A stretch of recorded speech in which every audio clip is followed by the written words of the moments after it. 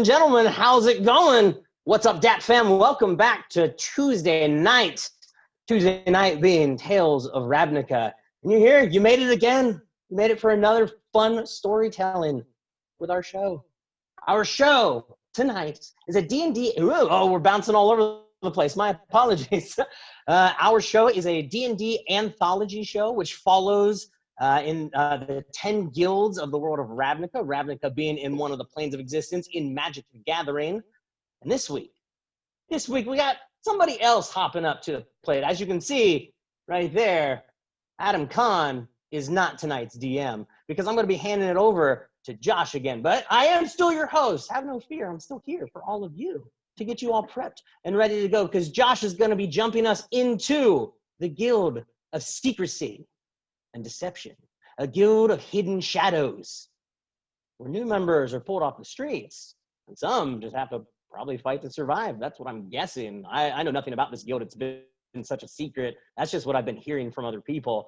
But grab a drink, yeet them shoes, and sit back and relax as we regale you with another story of Tales of Ravnica. To Josh. Aha, there it is. I did it. Almost. Magic really almost happened. That's right.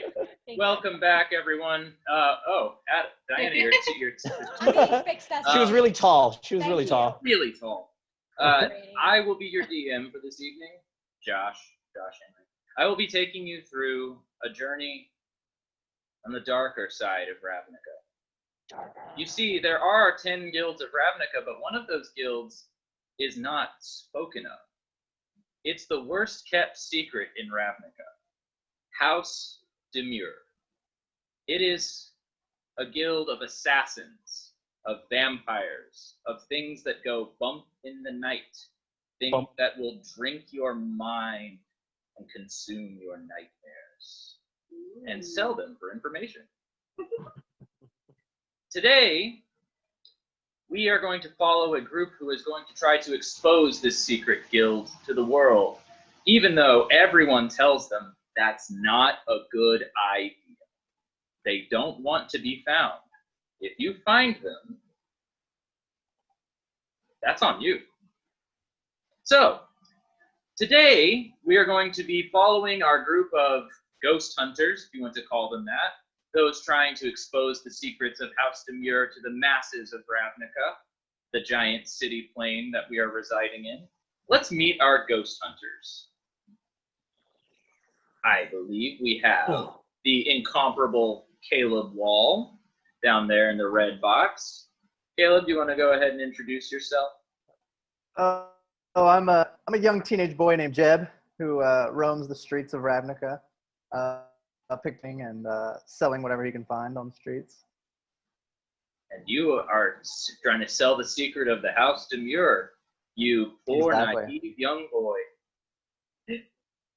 And of course, next to him in the blue, we have the incomparable Ella Ivella, also known as my wife. You want to go ahead and introduce your character? Laura is a lovely lady of the night, and is very good about finding secrets and selling them. So she decided that Demure seems like the cash pile she's been waiting for her whole life. Very good. And of course, we have in the white box the beautiful and wonderful and pointy today, Diana Restrepo. You can go ahead and introduce your character. Hello, I'm playing Svina. She is the fisherman's daughter, and she's bored of selling mussels and oysters and barnacles to all these boring men especially. And she wants a little bit of darkness and excitement in her life for once. So she's young, just like Caleb, and she decides to escape and try and help these guys.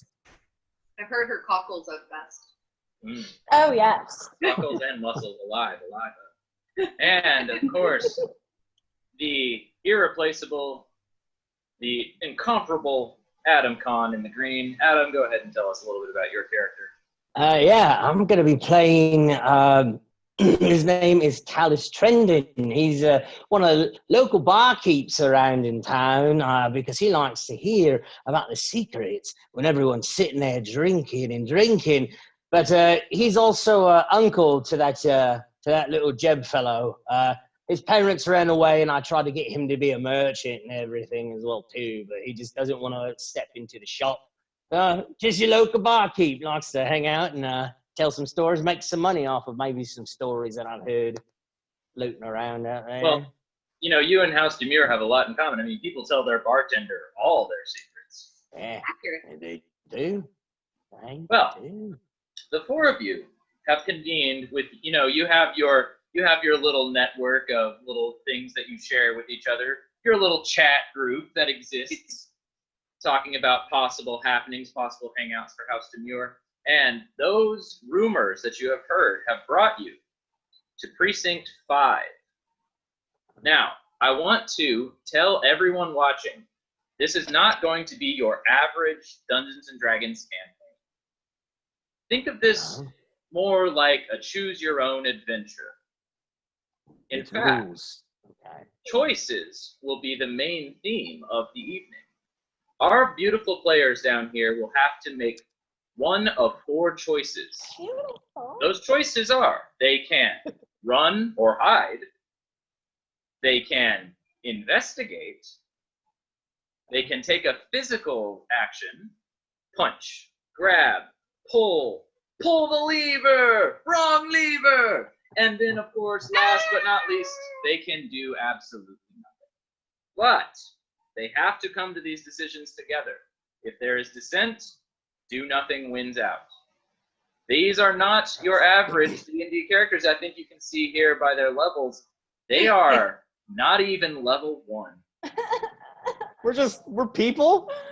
They are We're average. NPCs. They are I'm not average. Yes. What happens when an NPC joins the fray? Now wait a minute. In this world, is this what just a dude looks like? Because that's That's what pretty just sick. a dude looks like on Ravnica. Just a Factor. dude, guys. Your character name should have been just a dude. Just the Justin dude. Justin dude. Justin dude. He's I don't know. Apparently, ladies in Ravnica are really into contouring. If this is what they have. I like it. I like it. It's dark. and you're a lady of fancy. the night. You gotta get your customers. You gotta stand out amongst all the minotaurs and the centaurs and all that. Cheekbones so sharp I could stab a man in the back with them. That's right. So we're gonna jump right in. Did we want? It looks like we've got a few comments before we officially kick this thing off. Let's Yeah, hear from some of you beautiful people. Scott Denuzzo coming in with the whole long hair is so 80s and it's lame. But then Sarah BC1 defended Mr. Kimbleton and said, "Don't make fun of Adam Kimbleton." Something like that, she said. That's So, right. so love you both, though. Hi. That's all right. Talking about the hair, because then Evil Jim Jam coming in with a great comment. Look at that long, silky Adam Con hair. I showered this Your morning. hair is stunning. First time. Oh, thank First you. time in 2 I know, months of right? Quarantine. Oh, I showered? That's the Wow. first? That's gross. No, just kidding. Yes, and as Scott Denuzzo pointed out, failure is always an option. Right? Yeah. Oh, Dat Network coming in saying, I always like Demir. Blue-black is one of my favorite color combos, mostly because the whole strategy is just to mess with the other player. Oh, great. Ah. With each other? Looks like Dat Network is all about that magic. He's got that. When we first started dating, I believe for our first anniversary, I got Josh a shirt that said "Blue players weren't hugging up with children." Great. Because Yeah. the biggest Hmm. phrase in Magic the Gathering that just immediately brings rage is "in response." Scabby Rooster was raiding with a party of 13. If some of you are still here, Hey. so much, and welcome to our channel. Scabby Root. Yeah, they rated us last week, Root. too. Coming in Awesome. huge with it. Thanks, guys. And we've also got follows Yeah. from Zebra Shaw, Chicky Poo 19, and follows in the last 24 hours. We got Ms. Ella Avella, Firebirds 2593, Zach Payne 4, and Goblin Cave. Thank you, guys. Thank Goblin you What up, so much. Zach? Thanks for hopping on, following. Hope you enjoy our show, Yeah. because it's about Yeah. to get dark. There we go. It is about to get dark, and with that, let's plunge right in. Plunge right in. Is it like ice cold or like super hot? Because it's kind of warm right now. Well, where we are, it is super warm. We have our AC working overtime, Okay. but I'm working overtime too, you know. our AC. Dude. I just want to reach in and slap you a little bit. Anyway. Oh, Just jeez. a loving slap. Yeah, we've all seen those videos going around on social media, right? You just made one, didn't you? I just made one, actually, with some of my fight friends. Anyway, so tonight, it is actually a chilly night in Ravnica. It's a chilly night in Precinct 5, where you have all gathered to meet up at the Ismeri Library. Now, the Ismeri Library is the biggest library in all of Ravnica. It is open to all citizens at all hours of the day. Hundreds of thousands of books adorn their shelves covering every conceivable subject. But, more importantly for you all, you have heard that the Demure have been using this library as a way of sending secret messages to each other. As a way of giving each other directions, maybe who their next target is for an assassination, maybe where they will be meeting. These are all things you've heard, but of course, if you're going to go spy on Demure, you're not going to go in the middle of the day when the library is crowded with hundreds of people. Nah, son! You're going there in the dead of night. It is Dead 8 o'clock in the morning. Ooh. Oh, Jeez. And you meet in front of the library. There are not a lot of people out on the streets at this hour. Even though Ravnica is the plane that never sleeps, it kind of takes some naps every once in a while. And 3 o'clock in the morning is one of those times. So the four of you meet in front of the Grand Library. What would you like to do? I might first like to vomit just because I've been working all night and I had a customer come in and they were very upset about something and they just wanted me to drink with them all night. So You have Hold no on. idea. My shift all night was bent over backwards, rough this way and every other way. I'm good. I think I'm all right. I think I'm good. How about Jebby? Jebby, how were you doing out on the street? Did you go to the shop today? Oh, yeah, I did go shop, but I got caught pickpocketing some people, so I got thrown out. So my back kind of hurts. No, you idiot! You're out I your know. shop. The one I've been trying to get you to run. I know, but I'm not. I'm better at this You than- told you got to start sometime soon, I love little it. Jebby. Come on. It's just It's a little boring. Are you allowed? nice. I've missed a couple birthdays in there. I don't know. He's trying to help. Be nice to the little one. I'm better. I don't like sitting in a shop all day. I'd rather be out there getting my hands dirty and whatnot. Well, that's what we're here. I've been just a drinking little to start scallywag. talking like you. No, I don't. No, don't do that. You know, fine. We'll go in. Hey, you. How you doing? Yeah. You good? I'm tired. Tired. But I'm ready for some adventure. Are you all ready? Because I'm so ready. I'm Well- tired of getting all these oysters for the old men. Yeah, you didn't take a bath before you got here, did you? What do you expect? I work at the port. Of course. I'm Yeah, gonna and the smell port like closes like It's a at 10 refreshing p.m. smell. It's like the sea breeze, but from a small girl. Oh, yeah. Thank into you, your Alex, face. you know. Thank you. Oh, Thank you. that's disturbing. No, let's. I want to investigate around us really quick, if I can. Sure. Can you Go ahead and just- roll. I Fun wanna fact just For make all of you watching, their rolls are what they are. They are level 0. They get no pluses, no minuses. So maybe you should Wiener, have hold on. some pluses. So that's gonna be a straight up 14. A 14. Woo! Not straight. bad. So, as you investigate, you look around, you notice that inside the library there are not very many people. In fact, you can't see anybody moving through the stacks. All you can see at the very front, right past the big grand doors, is a desk, the information desk at the front. There is an old man Ooh. with a quill. Every old is 35 years, right? So you did that 3 Yes. times. It's 105 years old. Got it. Okay, good. So Yeah. does the library know we come at past midnight to do our stuff? Are they on like the same level as us, or is this kind of like, oh, I guess we're gonna sneak in here? What's the No, story with it's the a library? public The library place. knows about us? Yeah, it's a public place. You can go in. Oh, You can do doesn't matter whatever- what time of the day. Yep, it is open 24/7, or whatever weird Ravnica time it is.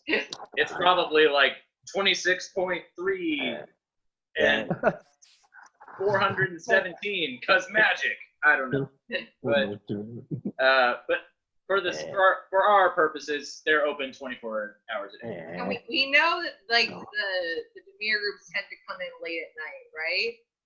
Right. Yeah. All right. So are we still sticking with Jebby goes up and pretends to be all cute and everything, and try to talk to old man? I mean, that's old man Stevenson, right? Old man Stevenson, yes. Gabby, I think if we maybe did the mother-daughter angle, Daddy's gone missing. I like that. Yeah. Daddy's gone missing. He's been hanging with young brother. Yeah, I like that one. Yeah, we can do that one. All right. Jebby and I will hop into a corner so they don't really quite see us yet, and we'll. I'm gonna put my arm around her and just be like, walk up to the desk, just in like full hysterics, and just be like, oh, "Good sir, my husband has been missing, and the only place anyone has seen him has been here late at night with who knows, and my child and I were just, I can't even imagine the food off the table, the children, the next one on the way. You don't understand. I just want to keep the sanctity of what he promised me in a good old-fashioned, pure kind of way. Madam, I don't know what you want. This is a library. Do you want a book? A man keeps coming in here late at night. He's my husband. I want to find him so me and my child don't starve. And you want me to help in what way? Well, when he would come in, he would rendezvous in an area. You're telling me somebody is getting busy in my books? Yes. Oh, we can't have that. Oh, exactly. Check this out. Oh, yes. I mean, what a crime would it be to not only ruin the sanctity of our marriage, but your beautiful books? That's not what they're here for. Absolutely. We can't have that. No. Okay. Yeah, if you don't mind, I'm just going to go check with some of the other library. Oh, it's 3 o'clock in the morning. They've all gone home. Have you seen a man come in here though late at night? I see lots of things, madam. And when I say lots of things, I mean with the papers that I'm writing and the books that I'm reading. I don't really pay attention. It doesn't help me to get into people's affairs. You're welcome to go check through the books if you would like.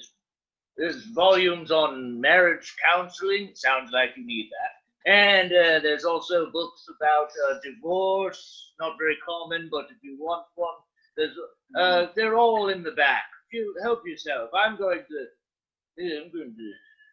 see maybe one of our law mages can tell me if someone has been in here ruining my books. Go help yourself. Let's go, Mother. Yes, let's go. Like I said, the divorce books are on the 2nd floor at the back. Thank you. I appreciate it. So I was gonna say, because that was too much fun listening to you. I would say at that time I'm trying to still in my stupor, trying to lead Jeb around some other stacks and stuff while they've got distracted, and then we kind of try to stealthily work our way behind him without him seeing us while they're talking to him. Can we do that? Yeah, I mean, it's this is a public library. You have every right to be. You can just walk by. Yeah. Yeah, but that's the thing. I've been drinking though too, so I'm thinking it's stealth mission go from the start. Fair enough. Go ahead, make me a stealth check. I want to see how stealthy I think I am. Oh God. That's a 12 on the die of me trying to be sneaky. All right. Well, in that case, you walk by, and he's so busy dealing with hysteric woman and concerned about the cleanliness of his books that he doesn't really take any notice of you. He just assumes, like it doesn't even register with him. Yeah, and we were walking by, I'm just like, thank you, Governor.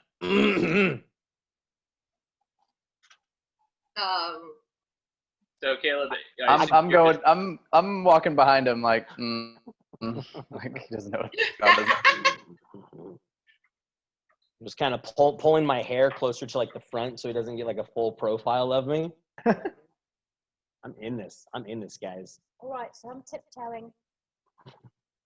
She's just walking. She's just like frustrated. She's like, okay, you're not paying attention. Sod off. So she's kind of like stomping her very loud, clicky boots. Because of course she would have clicky boots. Of course. So now you're in the library. Now, to explain how this library works, there are essentially 3 floors. The first floor is everything is laid out just in the traditional stack. All the way down, but very long stacks. They go all the way to the back. And in the back, there's a giant replica of the Guild Pact, of the symbol of the Union of the Guilds of Ravnica, complete with depictions of the Payrunes, which would be the leaders of the original guilds. Magic lingo for you. Except there's a noticeable exception. There should be, based on the geometry of this shape, there should be 10 pictures for 10 guilds, but one of them is conspicuously absent. Now, of course, you know which guild that is. That's what you're here to prove. You're here to prove what belongs in that empty space. Where do you? And then on the second floor, I should mention, the second floor is a lot more weird. Like the first floor is very no nonsense, stack. The second floor has winding staircases going all the way up, and in the stairs are books upon books upon books. Sorry. Now, and of course, and the stacks themselves are not the traditional straight ones. They are in a constant moving circle. Oh, cool. So that you can see all the different volumes. This is the reference section and the science section designed by Is It Architects. Of course it was. Because of course, yes. And then of course on the top level, it's the books that have been lost to time. They've tried to restore them. They're the oldest books. And they basically go to the 3rd floor to die. I will guess if any notes are being passed, they're on the dead floor. You know what? That's what I've been hearing a lot too. They don't have to put it anywhere. They're pretending they're dead already, so why not put them on the dead floor? It seems just a little too dramatic, but also a little too on the nose for what we've heard. But we know that they can also be like tricky and everything too. So what if they're actually hiding it in the open where no one quite knows? What if we split up and go to different floors and see if we look for clues? Yeah. That's it. Is where the 10th portrait supposed to be? Is there if Lara follows her eyes? Is there a certain spot off by the 3rd floor that would be in line with where the portrait should be? So imagine it like a 10-sided star, or 2 stars on top of each other, something like that. That's a great star. That's a finger star if I've ever seen it. Yeah, a 10-pointed star, something like that. Now, at the very bottom, pointing straight down, is where the blank one is. So at the very bottommost part of the star, pointing straight down. Okay. All right. Is there any? Okay, as you say that, Lara is going to go by where the photo should be and kind of investigate around that area, especially if it's pointing down. All right, make an investigation check. Oh Lord, this is so. Cool. And what were you saying, Adam? I was just gonna say while she was getting ready to roll for that, I just want to say we got a donation, ladies and gentlemen, edges for Hey. at the table, which means all 5 of us, including you, Josh. Hey. Yep. Thank you. Who is that from? Lost the screen. Got a cheer from Scott. Oh, Yeah, I'm here seeing comes who it was. Wisconsin News. So we also have a new Oh, there it is. follow. Sarah BC1. Thank you, Sarah. Thanks, Sarah. Also, Thank new you, follow from Sarah. Queen Raro. Raro, and she's saying we should split up the party. FYI. What? Queen. We're not playing Scooby Doo. I believe that's Ray Rowe, and that is actually someone I know. Oh, Ray Ro? sorry. Okay. Well, Railroad. I do not like the railroad. All right. So you're investigating Ruh-roh. the point on the bottom. Yes, she's investigating the bottom point of the star. Yeah, I'm going where the photo would have located. And she rolled a 10. So with your 10, I will say, while you're investigating, there's no indication that there's anything hidden underneath it. The floor looks very stable. All the books around are just kind of traditional Ravnican history books, especially around this part because it's the giant replication of the guild packs. There are lots of books just about Ravnica in this region. She's gonna look for like the oldest books in there from when Demir would have been known All right. in that area. What are the rest of you doing? I'm going on the top floor. Yeah, I'm going to top floor. They're going straight to the top. As a young curious boy, I'd want to go up there. You know what? When you two go up there, be careful. Excuse me. When you two go upstairs, just be careful. And I see a lady of the night just kind of hanging out. I wanna start looking through stacks. Just I wanna look like on the outsides of stacks, see if there's any like little signatures or just like any signs of somebody trying to be sneaky. Because I know. I hear things and I know things. All right, make me an investigation check, if you please. Investigation. That's gonna be a 12. So, as you're walking through the stacks, everything seems pretty in order, meticulously in order, as a matter of fact. All the books are arranged beautifully, but with a 12, I will say you do notice at the very end of the first stack, you're on the first floor, yeah? Yeah, I stayed on the first floor.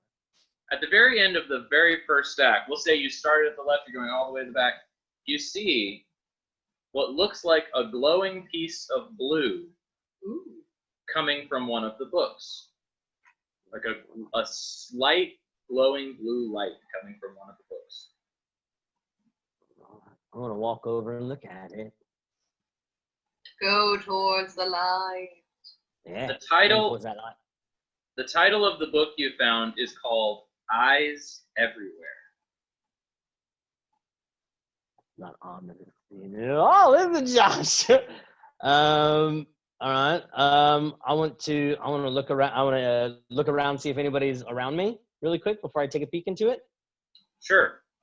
Now, you say so. Perception check.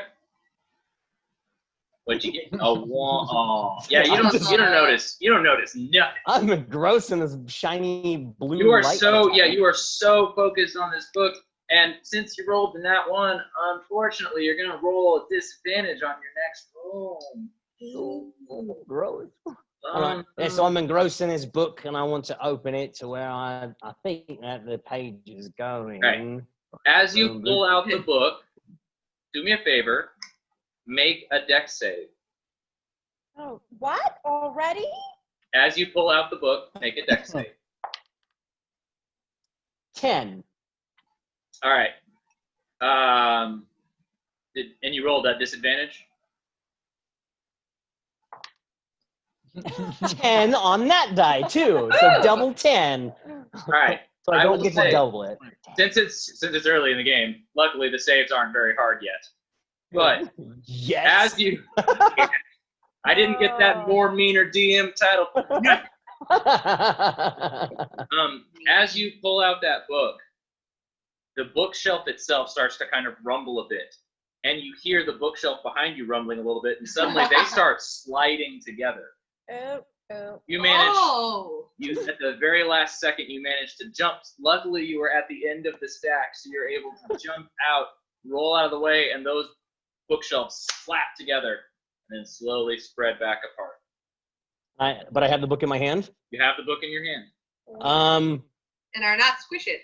Yeah, I'm going to make my way back over to the picture because that's where Laura was. See if she's still there. I want to show her what I got since the other two went upstairs. All right. So Come run up. Be like, yeah. Are you still? Yeah. Well, yeah. I'm I'll say I was on my way. Go ahead. Yeah, go ahead and hop to them because I'll be on my way. That'll take me a second to get back. Yeah. Crazy. So our other two friends are on the top floor. Now, on the top floor, these are just the most decrepit books. There are jackets falling apart, spines broken, pages scattered everywhere. For as beautiful and well put together as the first floor and the second floor are, this floor is a disaster. It is. There's no organization to it whatsoever. You can tell this is just where, I mean, obviously at this point, the elderly librarian is kind of shirking his duties a little bit. So everything's just kind of a mess. How are you going to try to make something make sense out of all this chaos? Real quick, Scott, There's Danuto no gifted a labeling. sub to Queen Rero, you said it was? Well, Rutro? Thank you, Scott. Very nice of you. Just so we don't forget that. Is there a way to just kind of like investigate and look? I mean, like just kind of look around, see what looks like sticks out, see what looks kind of It's funny. organized. Nothing's organized at all up here. You can tell somebody at some point tried and then gave up. There are a few books that look like they belong together. They kind of look like encyclopedias, some that kind of look like law books, all those kinds of things. Those are kind of thrown in a general region together on their own little shelves. But the rest of it, there are pages on the floor. No one comes up here, so why bother? I'm just going to start kicking around in things, looking just for the word. I'm not that good at reading, so I'm just looking for the word Demir. All right, so Diana, do me a favor. Make an investigation check. All right. 13. 13. And Can you Jeb, make one? since you said you're just kind of kicking around looking for things, why don't you make me a perception check? Okay. Just a 13 very. on the die. 13 on the die. Double both of 13. you- All right. So, Stina. Spina. Very sassy. And we are Sven! As you are kind of like looking through the volumes, you notice there's one in particular that seems to be kind of calling out to you. In the midst of all these books that have brown bindings, there's one that has a blue binding. And on the spine, printed in all black, in a very thick black font, is simply the letter X. May I grab it? You absolutely may. Ooh. But as you pull it, Of course. make me a dex save. Not very nice of you. 2. That's great, guys. Good playing with you. 20 minutes and done. Do me a favor. So do me a favor and just roll another d20 for your first save. Be good. Uh-oh. 5. Should I make a new character? It'll take me a couple minutes. You didn't crit fail, so you have one strike. You have one strike. Ooh. How many strikes should I get? 3?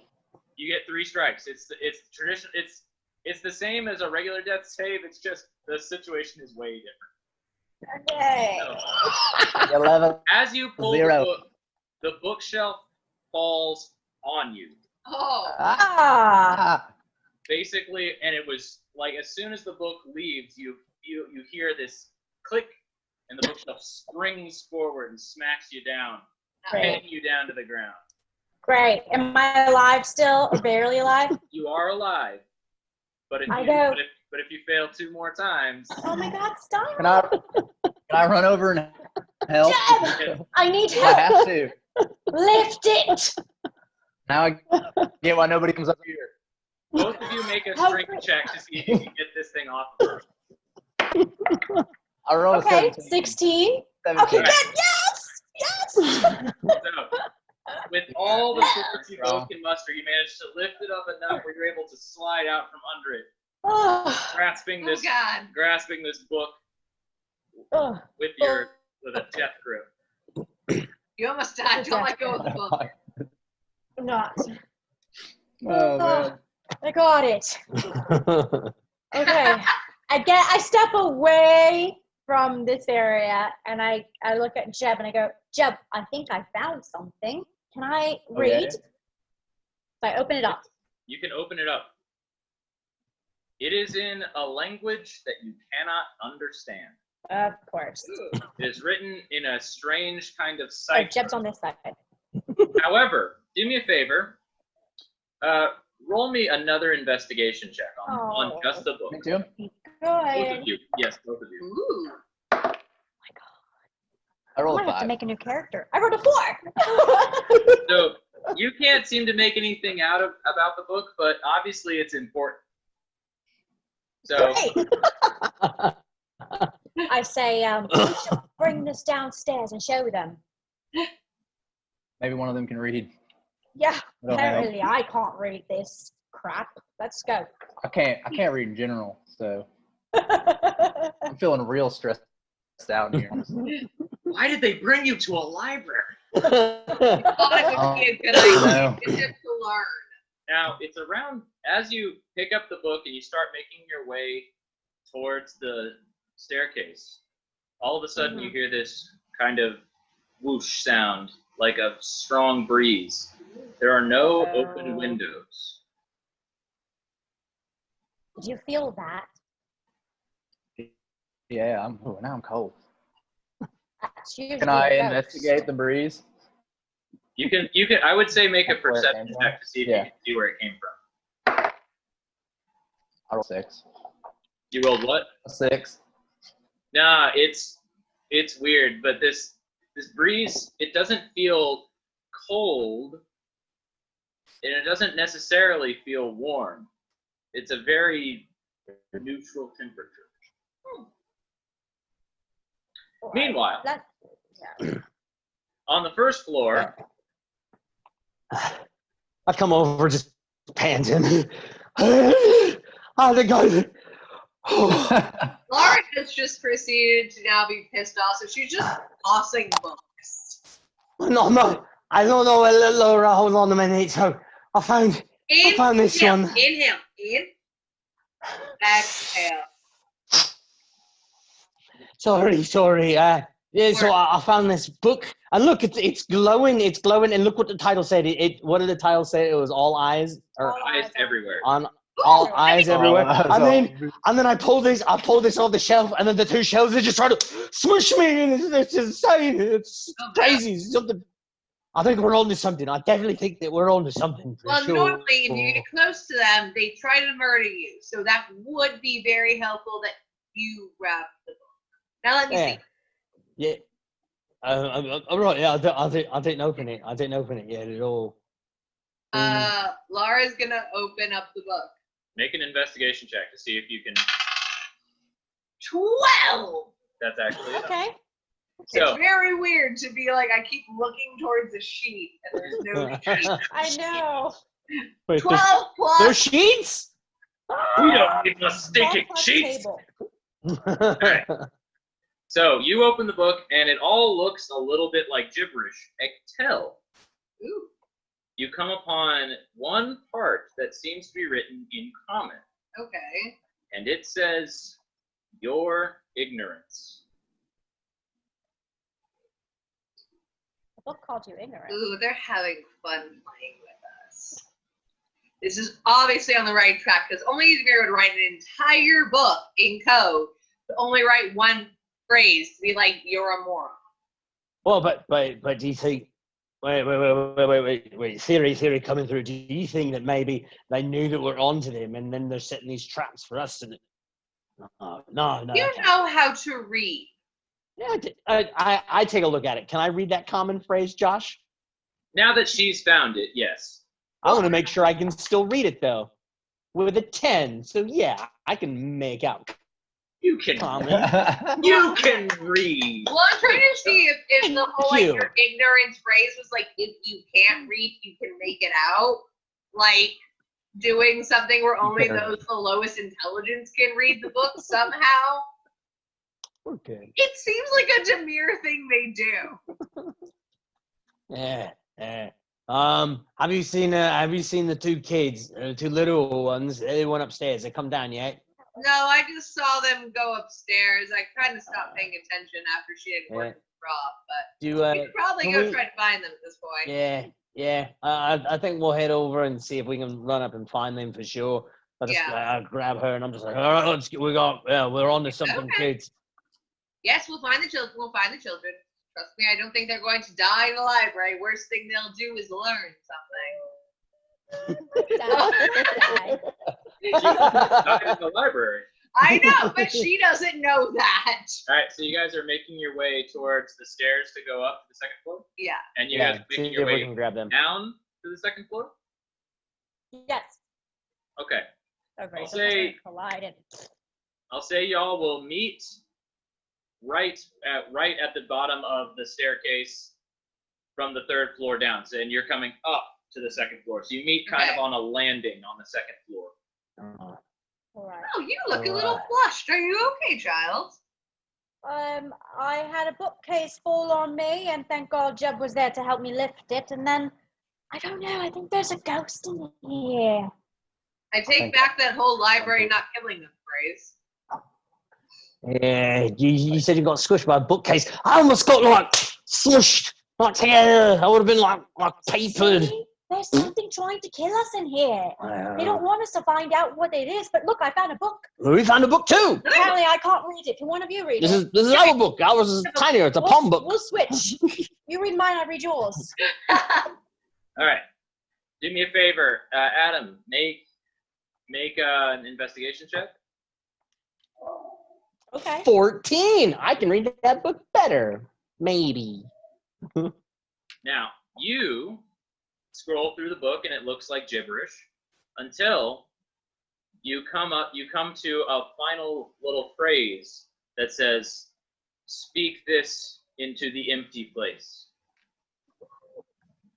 Look at this. Look at this. It says, "Speak this into the empty place." And what's the name of this book? No, the empty place where their photo is missing on the wall where I was staring at it for 10 minutes. I got you. All right, so the empty spot where we're supposed to have. Yeah, good clue. So then what? Speak something from the book into that weird empty place, which I was right about knowing there was something clever there. Speak this into that, and thankfully she didn't die, and all four of us together, we can actually go and possibly find that. Yeah, so that book is titled X. X. Well, what do they always say? Yeah, it marks that spot where we want to go. Yeah, but what about ours? Do you think the ignorance was just some sort of ruse, or do you think that there is ignorance with it? Maybe I'm just ignorant. I don't. Pardon me, I'm still coming down off of. Read like words, right? What? Yeah. I just read that book and I'm the one that found out there. Or do you mean? Right, you mean Jeb? You mean Jeb? Let me try reading your book. I can't read good. She gives you the book because she's thinking maybe if you can't read, you can read it. I'm Double try. entendre. Jeb? Talking about Jeb? Yeah, as I said, Jeb. I'm more memorized what Demir looks like more than like reading it. You know the symbols. Yeah, more like, okay, I know what that looks like now. So she's gonna try and give the book to you and see if, like, Okay. in your not being able to read, if you can read it. Okay, Jeff's feeling a little insecure about it, but he's gonna try. All right, go ahead and roll. He's gonna focus. Trying to read. Hard. I can't make this up. I rolled a 1.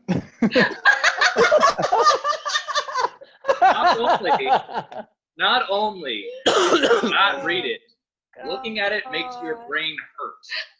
Now I feel real insecure about not being able to read. Oh Let me see the book. Can I see it? Can I read it? Yes, please take it away from him. I think it's I scary. just tapped Jeb. I'm like, it's all right.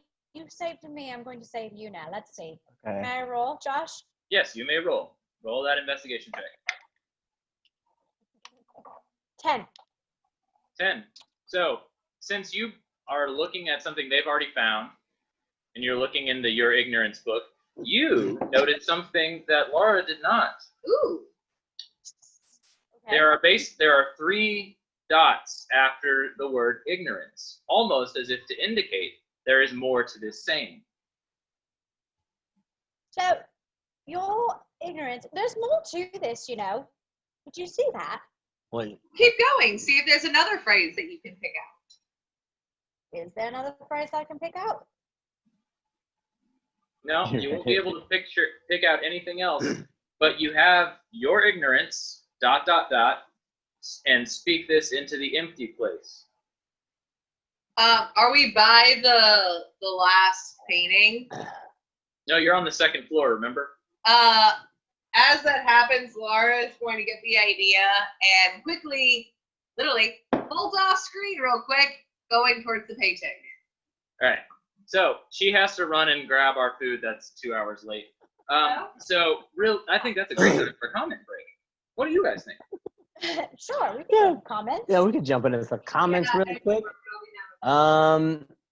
Lucas Martinez saying your ignorance is the only words written in every language in that book. It's just the demure having fun. The Real Poets 98 says, Diana Restrepo, professional character killer. This is true. All my characters are going to die. Real Poets would also say, my God. I'm just a lowly NPC. My life is awful.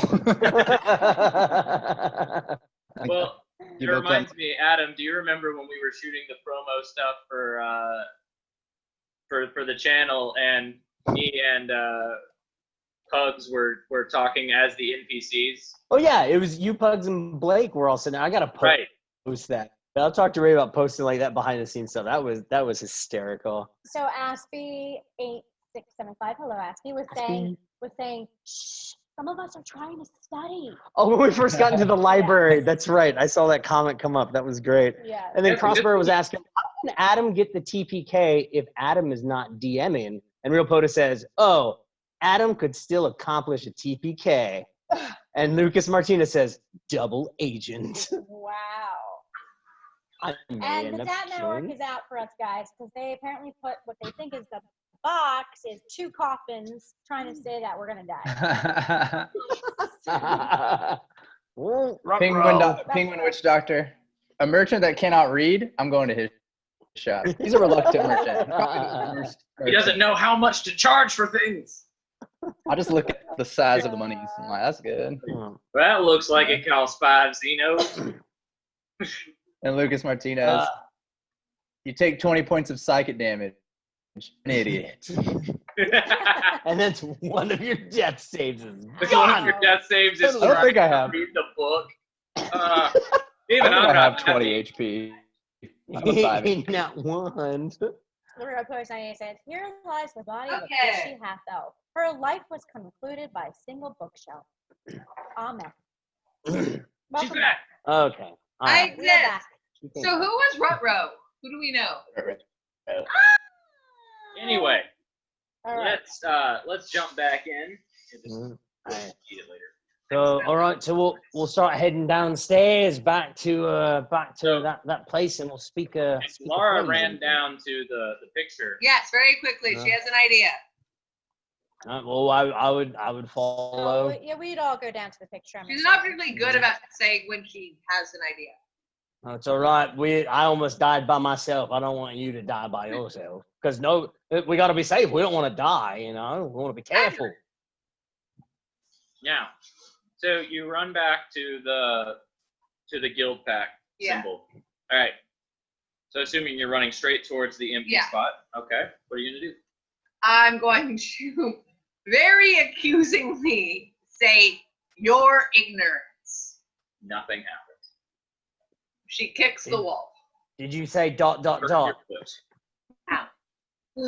What was that, Adam? Try it that way. Your ignorance. ... Nothing happened. Your Dang it. ignorance. It worked. ... What did the other book say again?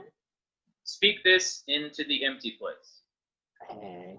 Your ignorance. well- ...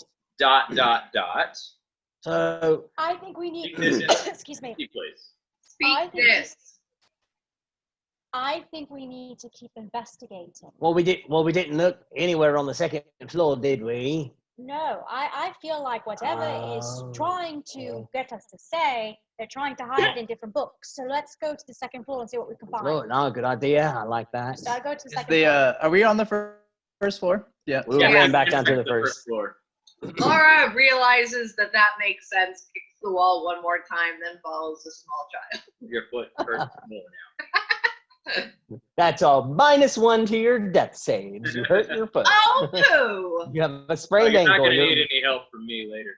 Anyway, Great. so you're heading back to the second floor. Everyone make an investigation check on the second floor.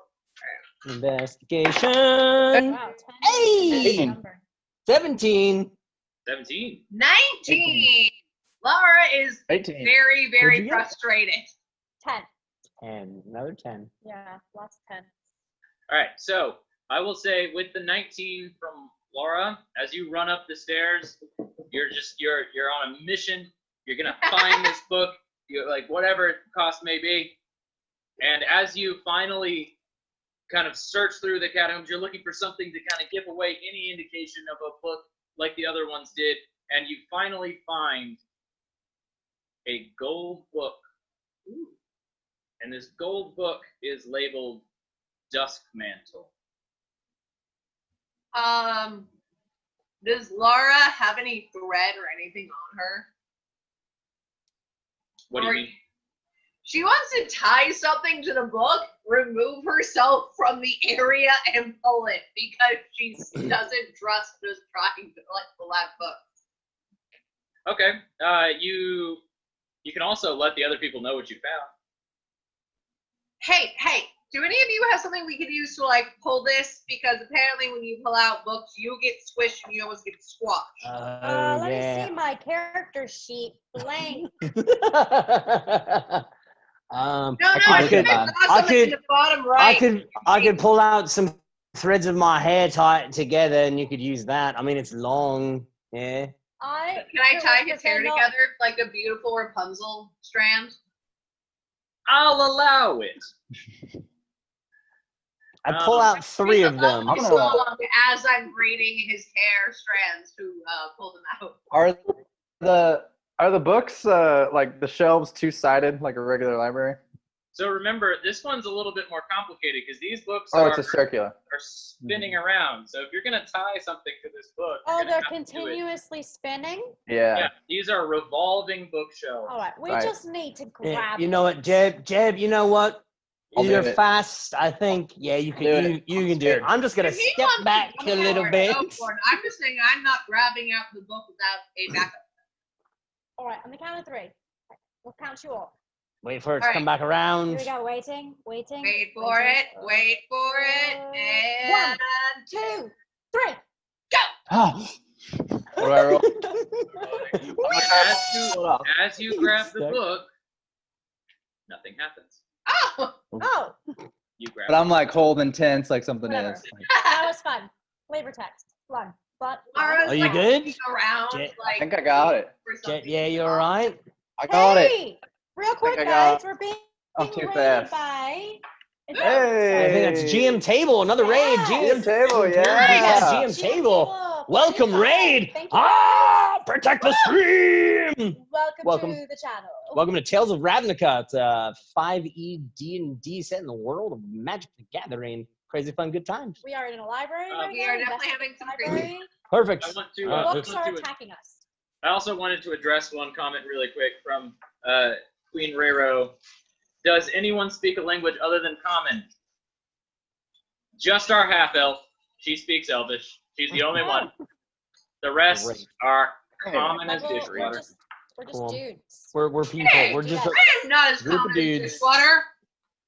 Now, look. Jeb, you all right? You're good. I was too fast for him. All right. So Let's look at the book. yeah, let's take a gander at Laura's it. gonna like very carefully like take the book, wondering like if she removes it from his hand, is something going to happen? No, nothing happened. All She's right, so I guess we were looking over Jeb's shoulder. Now we're all going to crowd around and look over Laura's shoulder now. Like, Yeah. oh, fine. Well, I guess she's going to open it then. All right. Well, he can't read it. Yeah. I can't. All right. We've established this. All right. But he could have tried. Now, Laura, Learning is go half ahead. the battle. I don't want to try again. Investigation. We're looking over his shoulder. All of Yeah. us? Yeah. All right. I'll roll too. Nope. But we'll see. 18. 9! I rolled great. Only. 18. Nice. I rolled another one. As you open the book, you are able to discern a message sticking out. It has ... is my bliss. All right, so it says ... Ignorance is my bliss. Speak this and enter. You're ignorant. Your ignorance is my bliss. I was going to say it, but go ahead. Yes, go ahead. New dice is using that one over there. So maybe we need to say all of this in front of the star. Yeah, because it didn't work. Wait, do we have to say the ... Don't I don't Don't think we need to include the dots. Okay, well, I was just making sure because some of these things can be finicky. You never know. All right, let's go. Yeah, is your brain all right? I don't know what the dot dots are, but I reach over and I just kind of pat his head. You did well. You did very well. All right, shall we go down? Let's. do it. All right, so we go down to the stars. All right. As you go down to the star, what are you gonna do? Go in front of where that area is. And as the fact that Laura hasn't done anything stupid yet, she's going to kind of signal them to maybe go around like a corner where she could like jump to them if something tries to come out and say, your ignorance is my bliss. Just in case something falls, she has backup. As you say your ignorance is my bliss, you guys see an image appear in the empty spot. Ooh. It looks like a single eye with a spider wrapped around it. Oh. And it glows in a blue light. Ooh. And as it glows in the blue light, underneath it, a small spiral staircase opens up into the very ground. I want to Well, investigate. guys, I I think wanna- we found it. I want to investigate around, see if anybody's peeking at us. Okay, go ahead. 7. So you don't notice anything, but you do. All of you will actually notice something, because it's at this point where you hear this voice. I see you found something interesting. It just appeared. Can I give you one piece of advice? Sure. Don't go down that staircase. You will not come back up if you do. Oh, how would you know that though? Have you gone down before? Other people? I don't know what you're talking about.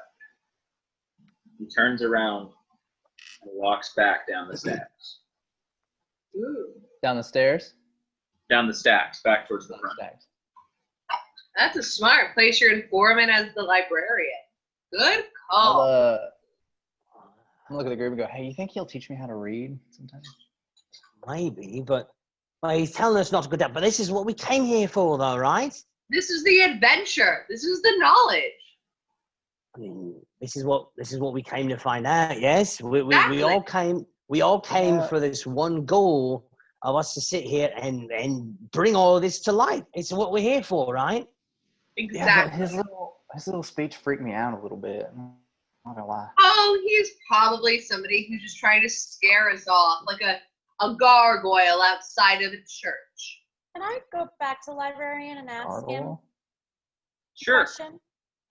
So you're walking back up towards the front? Yeah. Okay. As you walk up to the front, and you walk up to the desk, you notice sitting behind the desk is a young woman. She looks up at you. Oh, hello. I didn't hear you or see you come in. How are you? I'm all right. There was an older gentleman with glasses. Did he leave for the night? Was his shift done? An older gentleman with glasses? Sorry, it must have been earlier. Someone I met. I thought he worked here. I apologize. So, I'll just continue my studies. Thank you so much. Oh, of course. If you need anything, I am here 24 hours a day. I might not be here. I might be sleeping in the other room where I live, but I'm always here. Great. Is there a way to like roll a investigation on her, or like a bluff check on her, or a? Yes, you absolutely can roll an investigation check on her. Do you have a social life? 17. There is something very odd about her.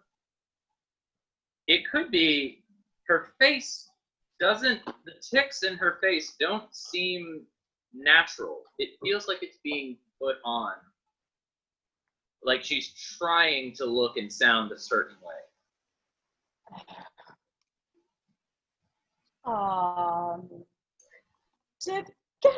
I would just kind of like creepy, like turn around, like slowly walk away. And then I come back to the group and whisper, so I went back to talk to the old man, and now it's a beautiful woman.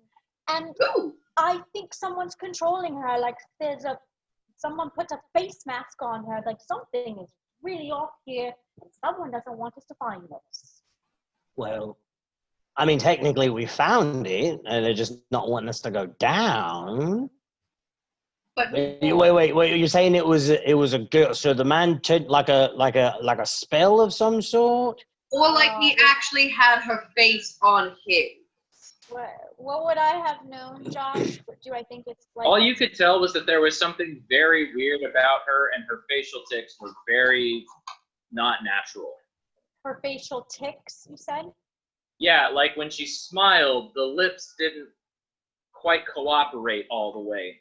Things like that. So her face wasn't working right. It was like as if someone stole someone's face and placed it on, and it's not connected. Wait. You all know what that means then, right? What? It means we're on the right path. It means we're going the right way. We're doing the right thing. And they just don't want us to find it. They're expecting to scare us. Have some old creepy guy tell us don't go down there. Then put some girl with weird facial tics that looks like she's a little bit off. All of this is just to scare us away from going down. Oh man, Right. I'm already scared of going down before any of this. She could be a ghost. I feel like there's ghosts in here. Of course, all Demirs are partially dead, or at least their souls. It's about this Right. time that you notice there's another breeze running through. Okay. Another warm breeze. This time, however, it's coming from the staircase. Ooh. The down staircase with the The snake staircase and that just appeared. snake. The spiral staircase going down. we need I to say we go- go down, y'all. Did I it seem don't- like it was coming up from the staircase, or it was going down? It was coming up. Something blew air from down there. I say we go down. Yeah, I mean, Right, let's go down. All right. As you I'll, head down, you start to hear this slight whispering sound. You just hear, Ooh. Welcome. welcome, come in. thank you. All right. Finally, you hear this other voice, this deep voice say, "In secrecy lies strength. No one can oppose one who cannot be seen. Ooh. In secrecy lies strength." No one can oppose one who cannot be seen. What does that mean? That means if we can't see it, I don't think we can fight it very well. Okay, well, fighting stuff? Say what? Nothing. I'm just freaking out a little bit down here. All right. So as you walk down this staircase that seems to be going on and on and on, everyone make a perception check. 15. 2. 13. 8.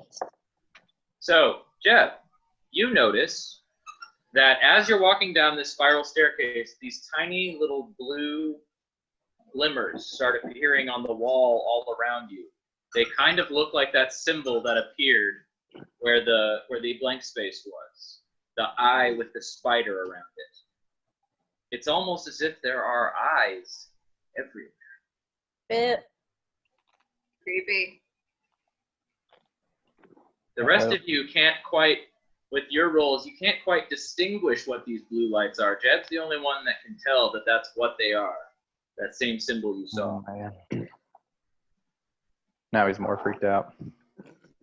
It's all right. It's all right. That's what we're doing. Do you tell us this or no? You just keep walking. Oh, yeah. I think they're watching. Laura tells everybody to take somebody else's hand. That way we're all connected. Because if something can grab one of us and take us unseen, but if we're all holding hands and we're all together, we all know we can trust each other. That's fine. I mean, we're already on the stairs. I was going to say I would be in the back, so I'll just – whoever in front of me. Yeah. Oh, I'm in the guess I'm in the back, front. guys. Gross. I guess I'm in the front. I guess. So after you walk down this stairway for what feels like a very long time, you finally come to a landing, and it's a long hallway that is completely empty, except for a few torches lighting the way. And at the very end, in the corner, what looks like a suit of armor laying prone on the floor with a Boros signet symbol on its chest. Oh, that's not safe. We have come to our first decision. Oh, God. So what I'm going to do, I'm going to give you your 4 options. You all have 10 seconds to decide. Okay. And then I will tell you what happens based on your decision. We all have to agree, correct? We have to agree. We have to at least have, you know, if one person votes for one person votes for another, and 2 people vote for the same, then that one wins. Okay. But if there is a tie of any kind, the answer becomes do nothing. So again, your choices are investigate, run or hide, physical reaction, or do nothing. You have 10 seconds, go. I want to investigate. Investigate. Yeah, I would investigate it too. Yeah. I mean, there's nothing really to hide from. I don't trust skeleton or suits of armor, but I guess we're 10 seconds. investigating. 3 of us We're investigating.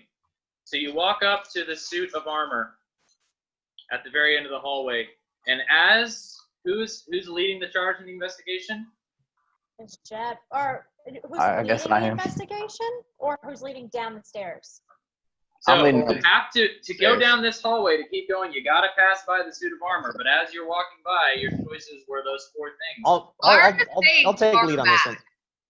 Laura does not trust this. As you investigate, as you lean down to look at the suit of armor, all of a sudden, the suit of armor sits bolt upright.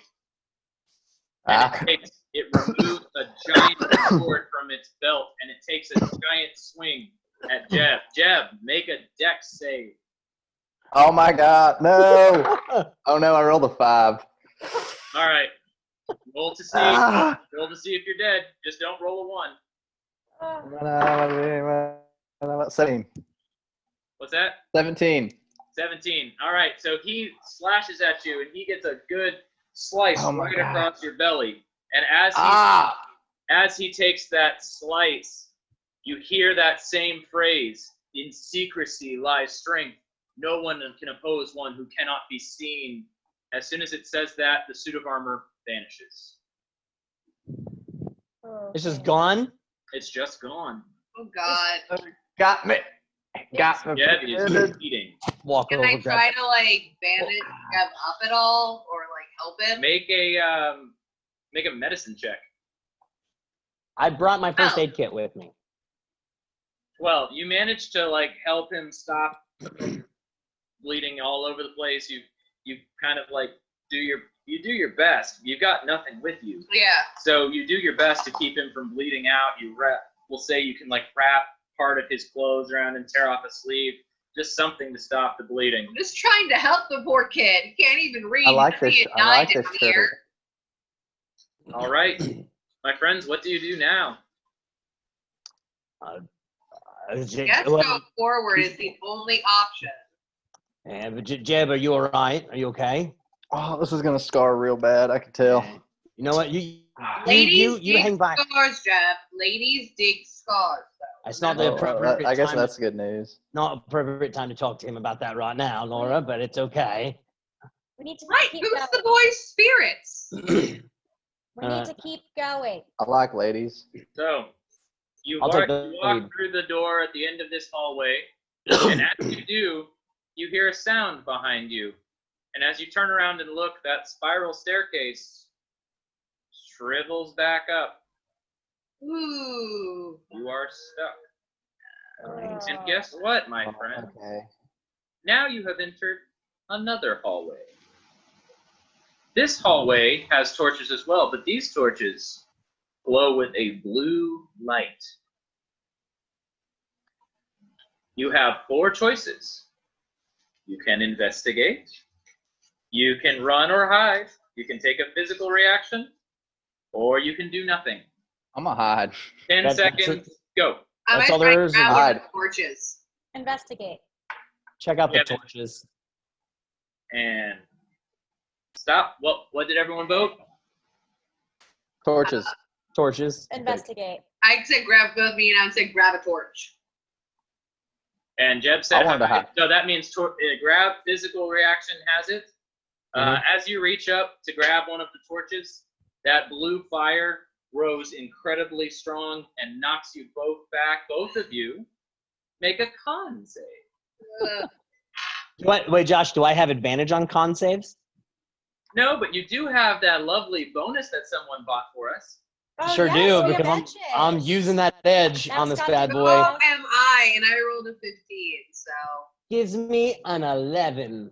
All right, 16. so it's not enough to cause a death save, Woo. but for you, you're fine. You see the fire start to grow and you jump back, but you notice that fire and it burns your thumb really bad. Ooh. Oh. All right, so no touchy torches. I guess we don't touch the blue. About how long is this hallway, Josh? This hallway is probably about 20 feet long. And another door down at the other end? Another door down at the end. Let's continue on. Yeah, I guess we walk towards the next door. It's really the only option we have. All right. As you open this next door, I need everyone to make a perception check. 18. 4. 19. 2. Lex or Laura is distracted. So, Stina, you hear a very troubling sound. You hear the sound of somebody eating ravenously. Oh. Just teeth smacking, just juices spurting, gross slock. Like what was going on over here. And I haven't eaten yet. I'm very hungry. I know our food is 2 hours late, so. So you hear just this ravenous snacking sound and the slurping sound. Ooh. Gross chewing. Just I would say there's a beast eating behind the store. We should hide. I don't think we should. Oh, I don't know. We gotta Yeah, be careful. probably try to be sneaky and not get eaty. So hide. All right, everyone get behind me and I'll open the door. All right. all right. So you open the door. I'm gonna kind of try to take Jeb in like a protective, motherly way too, so she's kind of hurt. Huh. So I now, got you. so now you have entered a big round room, and at the middle of this round room, there is a small beam of blue light hitting the ground. And in that small beam of light, you see an unfortunate Ravnican having their throat ripped out Okay. by a vampire. Oh. The vampire hasn't noticed you because you chose to hide. Yes. Now you have to sneak. Now you have to try to sneak your way around to the other side of the room. There's no door on the other side of the room, just another opening. Okay. Can we investigate to see which side of the room, like left side, right side, that we could might be a little bit easier for us? Now, since we are in the choice part of the game, if you choose to investigate, you all have to choose, and you will incur whatever choice you make has a consequence. Okay. Reminding everyone, if you choose to investigate, you have to do it. There has to be more than one person. You have to agree, and you have to take the consequence. I think I hide. just want to sneak. I think hide from this thing. Yeah. We'll hide. Wait for our timing. But which way do we go, left or right? I say we go right. I was gonna say that's up to you. Right. I'm not telling you where you're going. Yeah. Yeah, hide. I don't want. We'll hide, but which way? Hide. We're all saying to the right. All right, so Okay. we're gonna hide to the right. Yeah. All right, Right. so you start making your way around the circle. The vampire seems to be just living for his meal, doesn't even seem to notice. Now you notice this vampire has something strange about him. Normally what you've heard about vampires in Ravnica lore, they're always kind of refined, or they're very attractive. They're not seen very often, obviously. There's not very many of them, and they don't wish to be seen. This one, however, is very lanky, with very long teeth, bald, paler than any snow you've ever seen in any pictures from other precincts of Ravnica. Gross. Don't Oh man. make us sad. All right, as you all make your way around, you make your way over towards that end of the hallway. You have one check. If one of you beats it, you all make it out with no consequence. Oh boy, here we go. Everyone roll a stealth check. 14. 11. 3. Oh, no. Oh, So I will say, unfortunately, I have to penalize you for it. It's okay. God. It's all right. So the first three of you managed to kind of make your way out into the opening down, and at the very last possible second, unfortunately, our bartender friend, still a little bit drunk, makes a burping sound. Can't help it. And as he makes that burping sound, the vampire's head shoots up in front of him, and he launches himself at you. Do me a favor and roll a dex save to see if you can get out of the way and into the new space. That's 20! Fantastic. So, as the vampire lurches at you, you suddenly, just with all the dex you've got, all the acrobatics, The alcohol. all the drunkenness, Adrenaline. the inhibitions have gone. You jump out of the way, grab the other three, down this empty space, and down on what appears to be a slide. oh God. And you all slide, spinning down fast. You hear the vampire's shrieks of rage after you, and then you finally make your way all the way down the slide, and everyone make a dex save to see how you land. 6. A 6 as well. 4. Oh, Oh, no! Piled on top of each other. Laura does not do this gracefully. so as you're spinning down the slide, you are going at a breakneck speed. So breakneck, in fact, that when you get out of the slide, you shoot out into what appears to be a second, darker, more dimly lit library. What?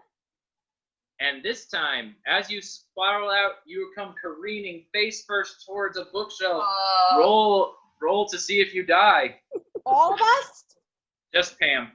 Oh. 1. Well, my friends, Oh no! it is at this Seriously?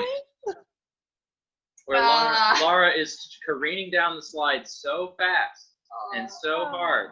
When she flies out the end of the slide, she lands face first into a statue of a nameless, faceless man, and her neck snaps. Oh. No. Falls to the floor, stone dead. Really? Stone statue. I would probably just run over and just like, Laura, are you all right? There This is, is there is no response. Oh no! This is Jeb's second body he's ever seen. The first one was just upstairs. He's losing it. Oh my god. Oh man! We can't save her? There's no way? I guess, Oh no! no. She crit No, failed. she broke her neck. Yep. There's no coming back from that. Even one of those lovely boosts from our fans, they can't stop it. No! Wow. She did. Oh no, Wow. it's actually at that time too. You guys look at Talus and he just kind of sits there and he's like, we shouldn't have come down here. And it's like one of those it's one of those moments that he is just like crap, like he is just completely, whatever drunkenness effects that he had, he is like sobered up now. He's like, we have to get out. We have to get out now. The old man was right. We should have never come down here. Oh We have to. I don't know man! what to do. I Maybe should go have just. back and bury the body. I should have just stayed up there and learned to read. What am I doing? Sorry, Josh. Go ahead.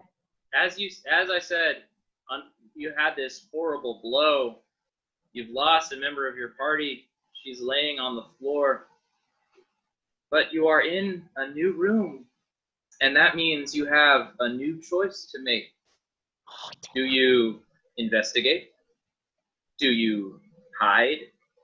Do you take a physical reaction? Or do you do nothing? I'm gonna investigate. Yeah, What? investigate. We got our 10 seconds. Yeah.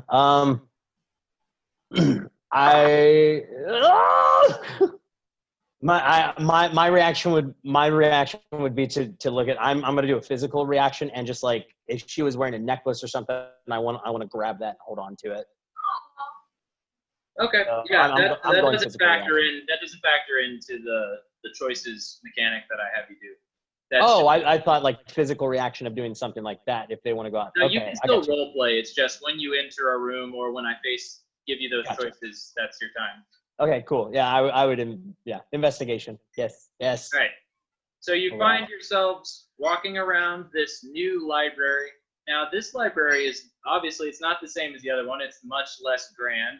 It's a tiny, dank, dirty hole in the wall with only lit by these candelabras everywhere. And all of the books don't seem to have titles. They're just black volumes. Now, since you all chose to investigate, I will also tell you that there are candles in this room, but once again, there is one blue torch. Don't touch the blue torch. Don't touch it. Right. What about one of the What about one of the other ones? You can. You tried. I'm not touching it. You can pick up the candles if you want, the candelabras. Yeah, I'll pick up one candelabra. Okay. So as you're making your way through, are you looking for anything in particular? as soon as she went down, like this vampire thing, because of what we know from vampires and what just happened to Laura as well too. My goal is to look for next exit to get out. Okay. There don't appear to be any doors in the room. Can we look at the I'm book? gonna look at the shelves. Yeah, I want to look at the shelves. All right. Do me a favor, Caleb. Roll an investigation on the shelf. 18. 18. Mm-hmm. So as you're walking through, the one blue torch on the wall seems to be standing above one particular bookshelf. And this bookshelf, all the books that are on it are too perfect. They are immaculate. There's no space between them, almost as if it's a solid structure. I'm gonna tap on it. It sounds hollow. I whistle to the other two living ones. Someone just whistle at me. I'm trying to be discreet. Like, It's Jeb. So we walk over. What's up? I think there's a door. I think Well, it's a then door. push it. Well, don't just push it. I don't want Stand- to. Everything's. You know what? Here. I'll hold the candelabra, Savina, and I'm like, all right, look. So you think this is a door? I want to knock on it too. I would assume that I would figure it out. All right. I'll see if I can push it. We'll see if we can finally get out of here. As you push it, it kind of lurches up and down, like almost like you rolled a wheel over something, and then it slides out of the way to reveal another hallway. Are you two ready? Yeah. Let's go. All right. All right. Now listen. Let's do this. I'll be the one. I'll go in first.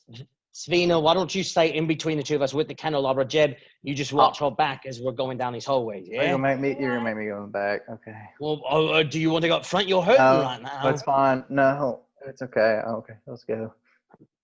As you are speaking and trying to figure this out, suddenly you hear the rustling sound of somebody else coming down the slide you just came down. Close this door. Can we close the bookshelf door? Yes, you can. Okay, we'll go in. Yeah, we'll go through the bookshelf and then we'll turn around and close it behind us. Right as you hear the bookshelf click, you hear that visceral cry of the vampire from earlier, and you hear it eating again. Bye. No. Oh no! You're terrible. I love it. It appears, More meaner. It appears, my friends, we are at almost 8 o'clock, and before we get into this next giant kerfuffle of an adventure, I think it is about time for us to take a little break. This is a great logical stopping point for now. So, real quick, before we go, give a few shout-outs to some people who have been with us and suffering with us. Suffering is true. Yeah, Lucas Martinez was saying, true as a lady of the night, she was basically the red shirt. I mean, kind of. It did follow the Scary Movie rule, right? It kind of did. Yeah. 1, 2, buckle my shoe. 3, 4, shut the door, said Penguin Witch Doctor. Boss says, don't make fun of Lanky Larry. Oh, is that the vampire? Yeah, that's what's called the vampire. Of course, Queen Rero says, no, Laura! Zach Payne 4 brought up something interesting. He said, take the blood from your wound and throw it where the suit of armor was. Oh. That could have been. Like that. Thinking outside the box. He's but a boy, a bartender. I wouldn't have thought of something such as that. That's a good idea. No, I can't read. Lucas Martinez. Man, the librarian is going to be pissed. A dead lady to clean up and a knocked over bookshelf. Oh, no. And don't forget the blood stains you got to clean off the statue she collided into. Thanks. That's If accurate. Lucas Martinez says she's not really a librarian, she works at the help desk. Sense motive. Oh, she's working at the help desk. You don't need a sense motive. You know it right off the bat. Yeah. Oh man, boy. Anyway. that's crazy. Pam, did you hear what actually happened? Did you? I walked away for a minute to go cry in the corner. She did. I saw it. It was All awful. right. Well, we can hear your voice, but your face is gone because you're dead. All right. Well, cool. So, I mean, Josh, this is break time, right? Break We'll time. get out of here for a second. Oh, you know- Awesome, guys. We'll be back in Actually, just. it looks like a pale ghost right now. Yeah. Oh, that's true. Good use of the link. All right. We'll see you guys in a couple minutes. Ghost!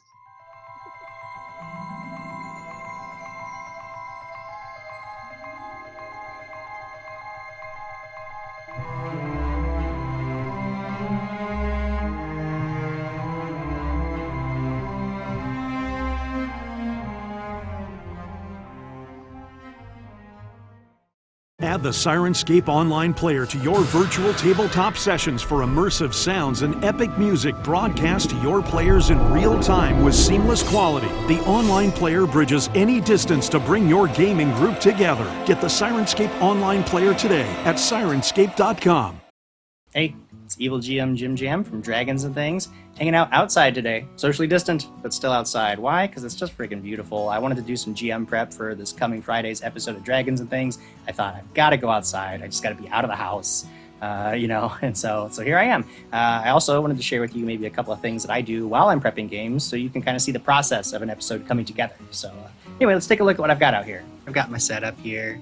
I brought some snacks with me. Got to stay healthy too. Can't just be eating chips all day. Got my laptop, which is super important. That's what my primary device for taking notes. Of course, got to stay hydrated. I even got my little pink cat cup. And then I brought some dice, because when I'm prepping for a game, I like to sometimes randomly generate ideas, not always just especially if I'm just spinning my wheels, can't think of anything. So I just, roll the dice and let them decide what's going to happen.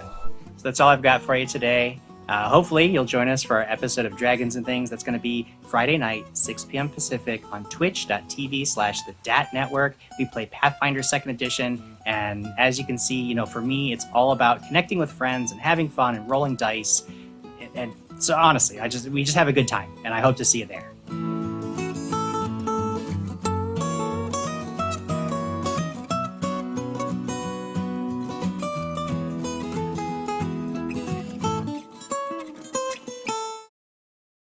There are legends of a mighty forge where the greatest tabletop weapons are smithed by expert crafters from the finest of materials.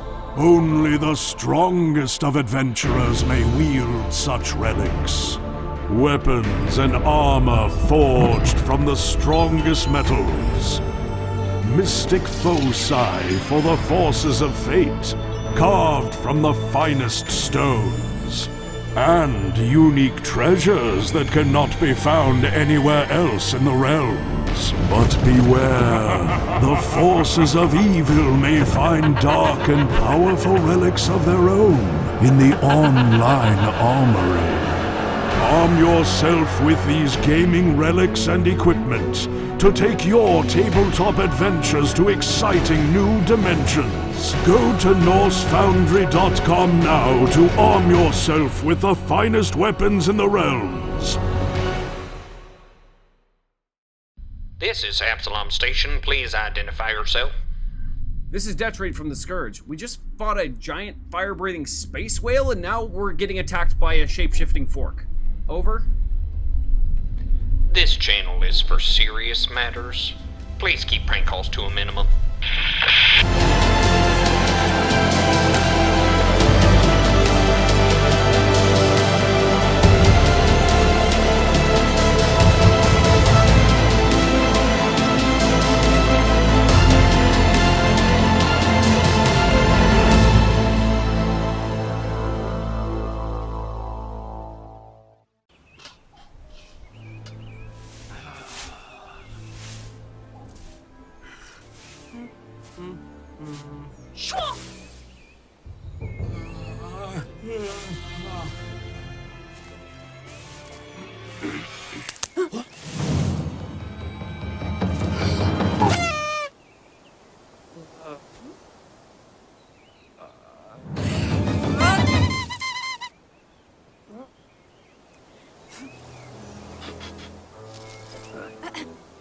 The wrong sound is never right.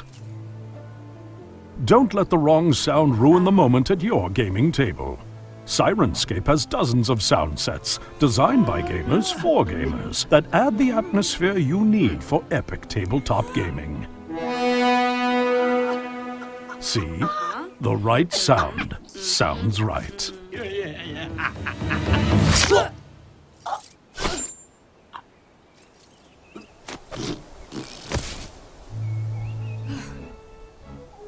Epic games need epic sound. Journey to Sirenscape.com to download the app for free. And be sure to catch Sirenscape in action on Dragons and Things every Friday night at 6 p.m. Pacific on Twitch.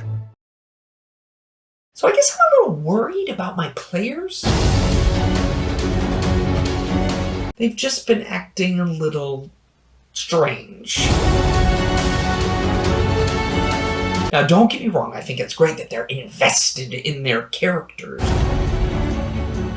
But I think all this time inside is really starting to get to them. And I'm a little worried they might hurt someone. Take this! Or themselves. And I guess I'm not sure what to do. It's becoming a real problem, and... Gotcha! Help me.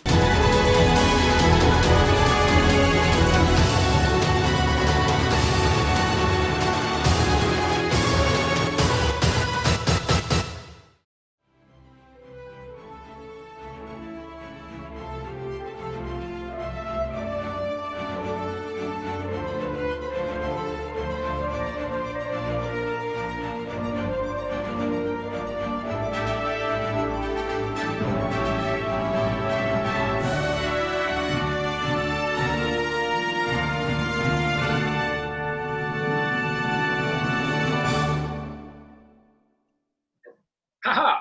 We've returned. Hi. We have returned. So, faced with tragedy in a scene right out of a horror movie, Hereditary. She crashed. We lost one of our party members, poor Lara, in this attempt to expose House Demure to the world, to show that Ravnica has that secret 10th guild. She gave her life in the search. Not on purpose. She kind of just went down a slide really, really, really fast. But either way, with a double crit, she is officially dead and is now vampire meat. Which leaves just 3, continuing down the path. We have just left the Demure's private library and are now heading down yet another hallway. Does this hallway look the same as the previous ones? This one is dark. Super there dark. Are no blue torches. Well, but I've got the candelabra. You have the candelabra. Good thing you grabbed that. Mm-hmm. I would just look at him. Or no, you were holding the candelabra, right? Oh, you handed it to me at one point. I don't remember when, but. Well, here, you know what? I'll take it from you. I'm just like, all right, you two follow me. Just watch the backs and everything, and we'll start walking. Somewhat quickly, but cautiously. All right. All right. Everyone make a perception check. Okay. Nat 20. 10. 7. All right. With the nat 20, Jeb, you notice those same eyes that you saw when we were walking down the spiral staircase. You see them again, although this time they seem to be blinking so fast that you can almost make out a message from them. And because of the nat 20, I'll say you are actually, even though you are horrible at reading, you are able to discern, based on what pictures you're seeing from the lights, you're able to discern a message. And that message is, I have it written down. I was like, yes. Fear not. Your life will not go unlived. Fear not, your laugh will not go unlived. I know this one. What do you mean? You see something, and I would stop. What? Fear not, your life will go unlived. Fear not, your life will go unlived. You just Your saying life it. will not over and over go again. unlived. Will not go unlived. Fear not, your life will not go unlived. Where do you see that? On the wall. The eyes, they're like boom, boom, boom, boom, boom. So how come you can read the eyes on the wall, but you can't read a book? I think it's because it's more visual and it's bigger and it's like moving. It's like better for my brain than like lines and Fear stuff. not, your life will not go unlived. So it will not go unlived. So it's saying that we will live? Oh, it sounds good to me. Then, Maybe Laura will actually be alive after all of this. we can only hope that, can't we? I don't know. Oh. Jed, keep looking at the wall, and I'll keep going down the hallway. You keep your eyes open on those walls and everything, and let me know if anything changes. I'm pretty sure she was getting eaten back there when we left. I don't know if she's coming back. No, yeah, definitely. Did you not hear her getting? I know that, but remember when I told you I saw the old man and that was a woman, so maybe this whole thing is an illusion, and a house of illusions. You just never know. Let's just think positive. Maybe she'll live. Positive thinking. Okay. You know what? Positive. You've always tried to think positive, Sphina, so I'll keep a little bit of positivity in my back pocket, maybe when I can use it, and we're not being chased by a rabid vampire. All right, well, let's continue on. All right, start walking. So you continue down the hallway. The hallway just seems to keep going. And the lights continue flickering. That message, your life will not go unlived, keeps spiraling across in the sky, or it almost looks like the night sky because of how the lights are glowing. And finally, you see a light at the end of the tunnel, at the end of the hallway. We're dead? We're dying? Say what? It was a joke. I was saying, are we dead? Are we dying? No. Oh, Not yet. But do you head towards the light? Yes. I mean, Yeah. we can't go backwards, right? As you finally make it to the end of this hallway, you reach a vestibule. And this vestibule has 4 doors. Think of it kind of like in an X shape. Okay. 1 door here, 1 door there, 1 door here, 1 door here. The first door that you come to is adorned with that same signet, that demure signet, the eye with the spider around it, and the door is glowing. The second door is covered in blood. Oh, no. Not that one. Blood splashes, handprints of blood, all different kinds. The door is soaked. The third door has a message carved in it. And it says, "Few believe it, fewer find it, and none live to bear witness." And the last door is a plain door. See, I trust that one the least. So blood, very ominous saying, a plain door, and then one that's all glowy. But wait, Jeb, didn't you say that you saw like the flashy, blinky blue lights going off here and there, right? Yeah. Mm-hmm. I mean, it could be. I mean, with something such as that, I mean, that makes sense going in through that door, because I mean that's the signal, right? I mean, the sigil that we've been seeing. I mean, I'm scared, but I'm kind of curious what's behind the blood door. We're not going behind the blood door. No. I mean, but you're not curious at all. No. Are we able to investigate the doors further before we make a choice? You are. I will go investigate the demure door. All right. I'll go to the blood door. What are you looking for?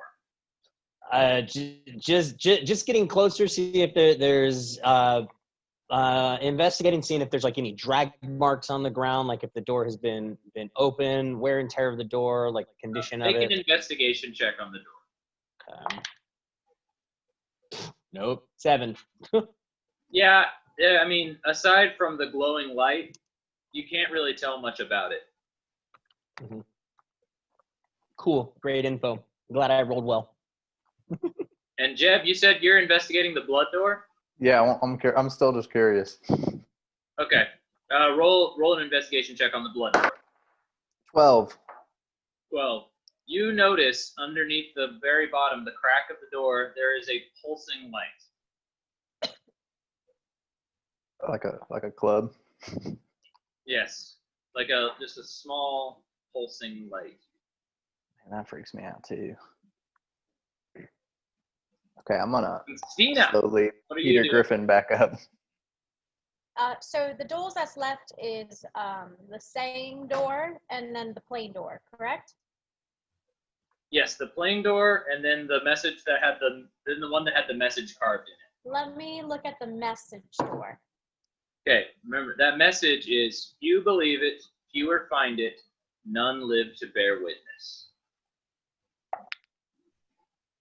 16. What is it? 16. 16. What you notice about the door, this door seems to be used the most often. There is wear and tear on the door.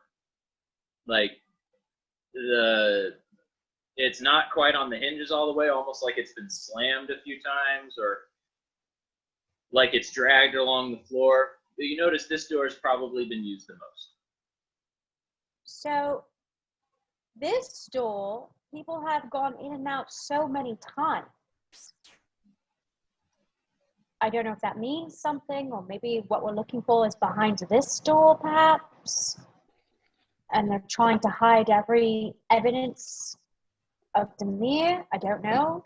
I couldn't find much of my door, but I mean, if it looks like that yours, Jeb, did you come up with anything on your bloody one? Oh, I just saw a light under the door, and yeah, I got more scared. Light under the door. Oh, But it's like pulsing. oh, you said the light was pulsing. Yeah.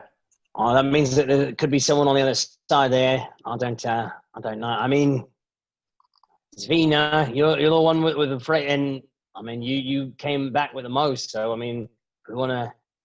This could be a continuation. I mean, we're trying to get out of here. This could be a good opportunity to blow things wide open as well too. So you're saying go behind the door with the Demir symbol? No, I'm talking about your door. You want to go through my door? Yeah.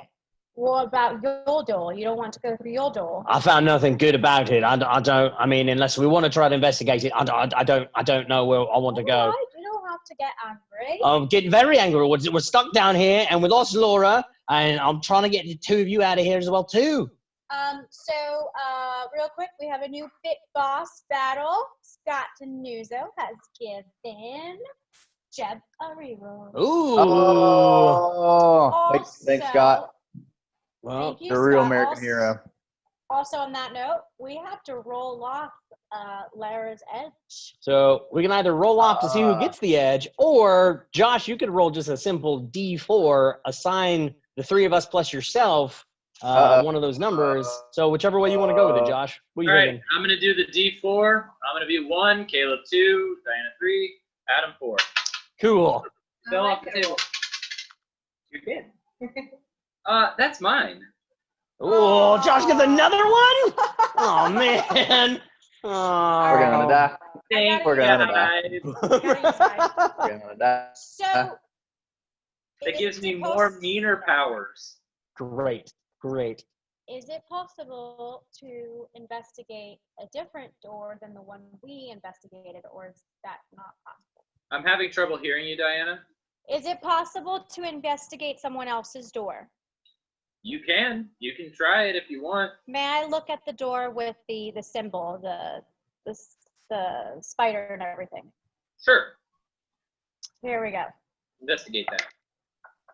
15. So this door also seems to have some wear and tear to it, but it's not nearly as used as yours. You can tell like the hinges have been greased regularly. Like people are like it gets repaired basically. So it looks like people have been in and out of this door as well. but not as much as that door. Let's. I don't know why, but I just have a gut feeling that the blank door freaks me out the most. So then we're not going to go through that I'm door. not gonna lie. I don't just agree going with with that one y'all. either. But you know what? It's probably gonna be our luck. We probably don't pick that one, and that was probably the safest door. But we need to make a choice, Jeb. Jeb, which door do you like the most? Oh, you're giving me the choice. Well, I mean, all of us are gonna have to make this choice, Jeb. You're going to have to make it quickly because Alright, if which someone one? make a perception check. Blank door, blank 13. door. I don't know why. 18. What are we rolling? Perception. 13. 18. Down the hallway. Ah. Here. No. I reach and I open up the door with all the sayings on it, and I open it up. I go, go! That's what we're going. You're going down the glowing door? The one she was at sayings, originally. my first door, and I slammed the, The door phrase. shut behind me. All right, so with the phrase behind it. Great. So, if you want, at the end of the campaign, I will tell you what was behind the other ones. Yes, please. Yes. That'll be fun. Let everybody know. I can also let you know all of the choices that you could have made because I have a giant list. It's great. Okay, So- We'll go through all that at the end. So you run Love that. through this door. Well, I say you run through, but as soon as you run inside the door, you find yourself on top of a stone staircase with no handrails. And this staircase leads down into what looks like a mansion that has been swallowed up by a flood. This giant stone staircase leading all the way down to what looks like an underground lake, stalactites hanging from the ceiling, and this giant mansion that has been flooded. Jutting out of the water, a few of the spires, a few of the buttresses and towers and things. But it looks like the water is slowly pulling it down. Like Venice. Great. How far down is the staircase going down? This staircase that you are looking down, you're probably about 500 feet in the air. Ooh, and we can see fairly well as well too. You can see it well enough. Like there's a vague blue light coursing through this entire cavern. And as you look around, you start to actually make a perception check. All All of you. 15. 6. 6 as well. 15. What was the highest? 15. 15. So Jeb, you're apparently very good at sensing what light is and where light comes from. Because you start to notice this vague blue dim light that you're picturing doesn't seem to be coming from any torches or coming from any fixtures. These are specters. The ghosts of the people who died here. Floating around. Unfortunately, Ravnica is a very strange plane. You see, when people pass away on Ravnica, they don't get to pass on into the ether. Their souls are stuck on the plane of Ravnica. Now, one of the rival guilds, the Orzhov Syndicate, has actually made a lucrative business out of using these ghosts for their dirty work. And that's normally where the ghosts reside, with the Orzhov. It is unnatural and unsettling for the amount of ghosts that you see to be in a place other than in the Orzhov Syndicate's headquarters. Great. How are the candles on my candelabra looking? You've still got quite a bit left. All right. Would I be able? How easy would it be for me to try to break off one of the pieces? You can. I mean, it's just a candelabra. It's just holding the candles. You can pull a candle out if you need to. Okay. Well, I want to break one of the pieces that the candle's stuck into. I want to break it off, and I want to try to wedge it like in front of the door. So hopefully it can. If that creature starts coming after us, maybe that'll stop it a little bit. I want to see if I can just break some of it and try to just wedge it like in the corner of the door in the frame if I can. Do me a favor. Just make a strength check. Check. 6. No, it's this candelabra is not breaking. It is made of some strong metal that does not bend to your will at all. Yeah. Or maybe I'm a sissy. I can't be strong. So That was DM being nice for Sissy. We go down the stairs. We can't go back that way. That way is that creature, that vampire is there. No, down the stone. Well, no, we have to. Oh. So, start to make your way down the stairs. As you are coming down the stairs, some of these specters, some of these souls, some of these ghosts float by you, and you have a sense that they're trying to speak, they're trying to say something. And then some kind of invisible force actually puts a clamp over their mouth. Aww. One reaches out to Sphina and tries to push her back towards the door. And as it does, that sudden wind that you felt when you first entered the cavern, when you first entered the staircase in the library, that same wind gusts from underneath you, and the spirit gets blown backwards. And as it's blown backwards, not only is it pushed away from you, it's split into 2 halves. This is creepy. This is creepy. Okay. You continue down the stairs. I think we have to. Yes. Yeah. Yes. Yes. Yep. Mm-hmm. So you Going down. Continue down the stairs. As you reach up, say about the halfway point, there's kind of a landing. And on this landing, I need everyone to make a dex save. I'm gonna use my edge. Thank you, Scott.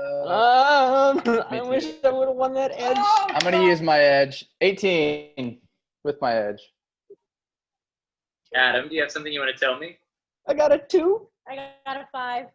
We're both dead. All right. So both of you, as you stand on the landing, you hear this crazy screeching sound, and when you turn to look, there's a winged beast with a pale specter on its back. This specter isn't the same as the ghosts you're seeing around you. It seems to have flesh, but it starts to kind of blur into the air. It's almost like the flesh that it's wearing is borrowed. It wears a black hood, and over its black hood, it obscures any face that you might see. It rides on top of this winged beast, this giant fanged monster, and it snatches right at the 2 of you. Now, it's gonna bite you because you failed. But do me a favor and roll your death saves. I don't want that dice. I want this dice. I don't, right? Yeah. I'm safe with the 18. 8.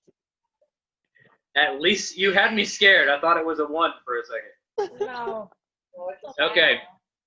So that means our bartender friend, Talis over here, he gets bit, but he's able to kind of throw himself backwards to not get taken away. Unfortunately, since Sphina rolled so low on her death save, well, this beast is going to bite down, and it's going to bite down hard. And as the beast continues flying, it takes Sphina's arm with it. Oh! Wait, what? I have 1 less arm. You have 1 less arm. Oh no! You have 1 of 2 arms. Which one did she lose? Was it left or right, Josh? Left or left. That's okay. I'm right.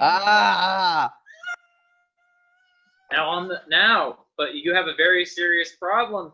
Not only has this thing taken a piece of you with it, you're bleeding a lot. Both Talis I'm gonna come over. Make a medicine save, quick. Yeah. I'm about to faint. I rolled a 12. I rolled a 2.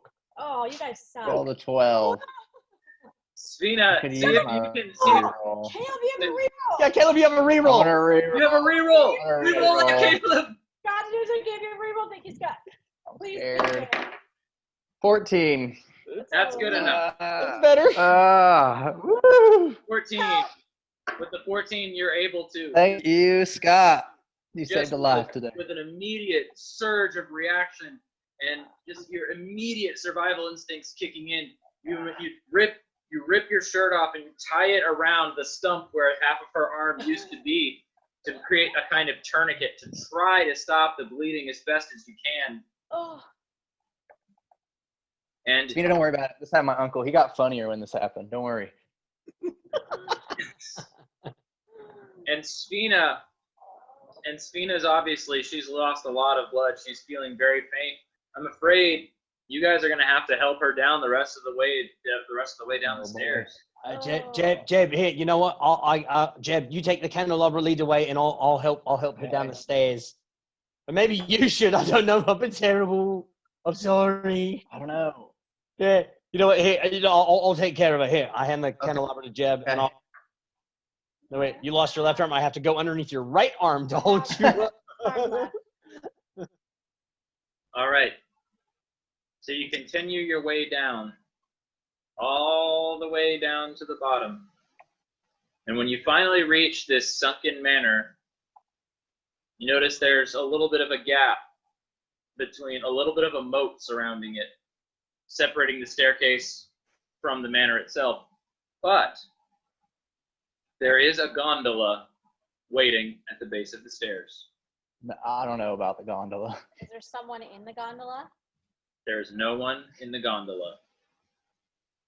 And that's our only way forward. There's no other side paths or anything. You're essentially on a kind of dock in the middle of this sunken mansion and a moat surrounding it. And remember, this is an underground lake, so pretty much it's just this giant mansion and then just water. Okay. And cave.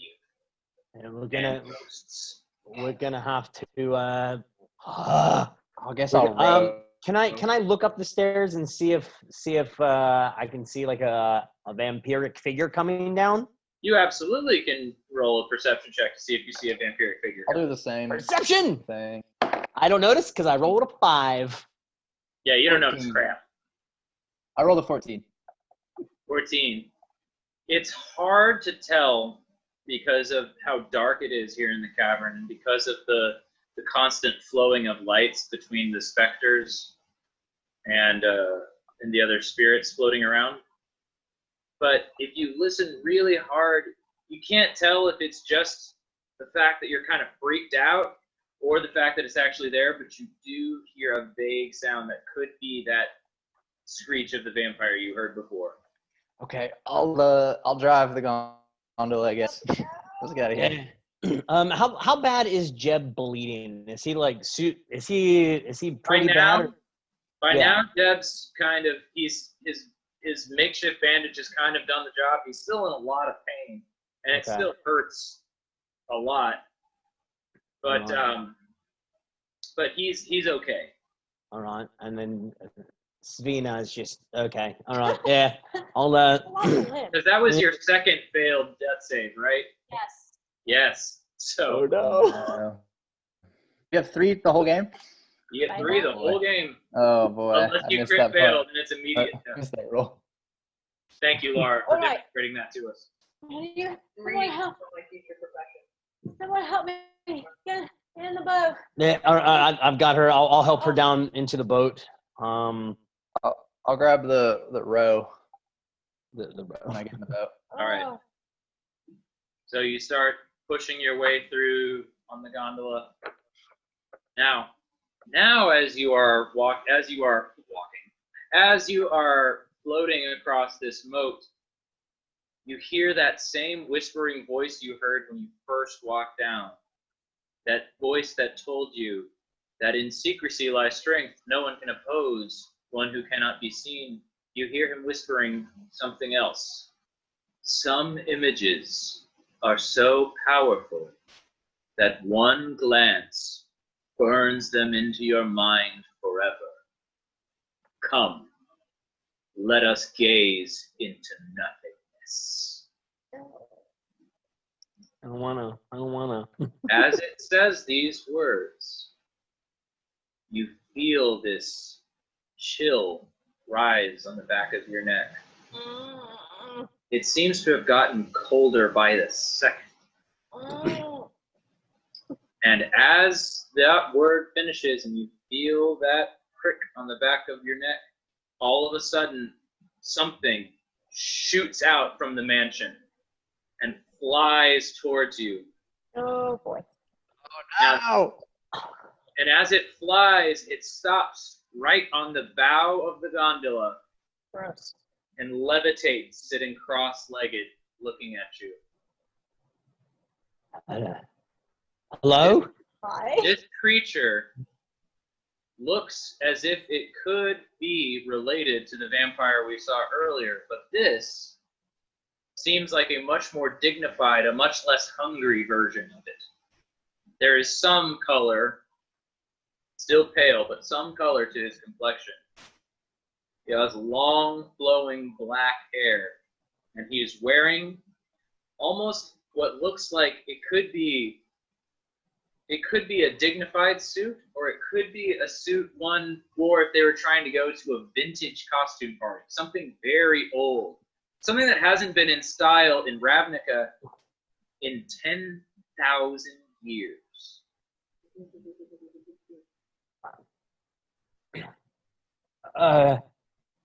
Yes, flying creature, what can we do for you? Your fear thrills me. Oh man. Your ignorance is my bliss. When you spoke those words, you opened a door that you will never be able to close. You found that which is meant to be hidden. I hope it was worth it. And then all of a sudden he disappears, like in the blink of an eye. And you're on calm seas again. What is going on? We decided to come down. We're so wanting to get answers for this, and I didn't know it was going to be this bad. I'm sorry. Everyone make a perception check. Oh boy. 11. 14. 4. Nina, the water beneath you is starting to ripple. Ripple. Almost like something is moving through the water very quickly. There's something in the water. Let's go. Row! That's the fastest gondola I've ever seen. Row! Jeb, since you're rowing, Jeb, do me a favor. Make a strength check to see how fast you can move that boat. I don't get advantage for my. Use your edge. 120! Yes! So, you push the gondola as hard as you can, pushing, and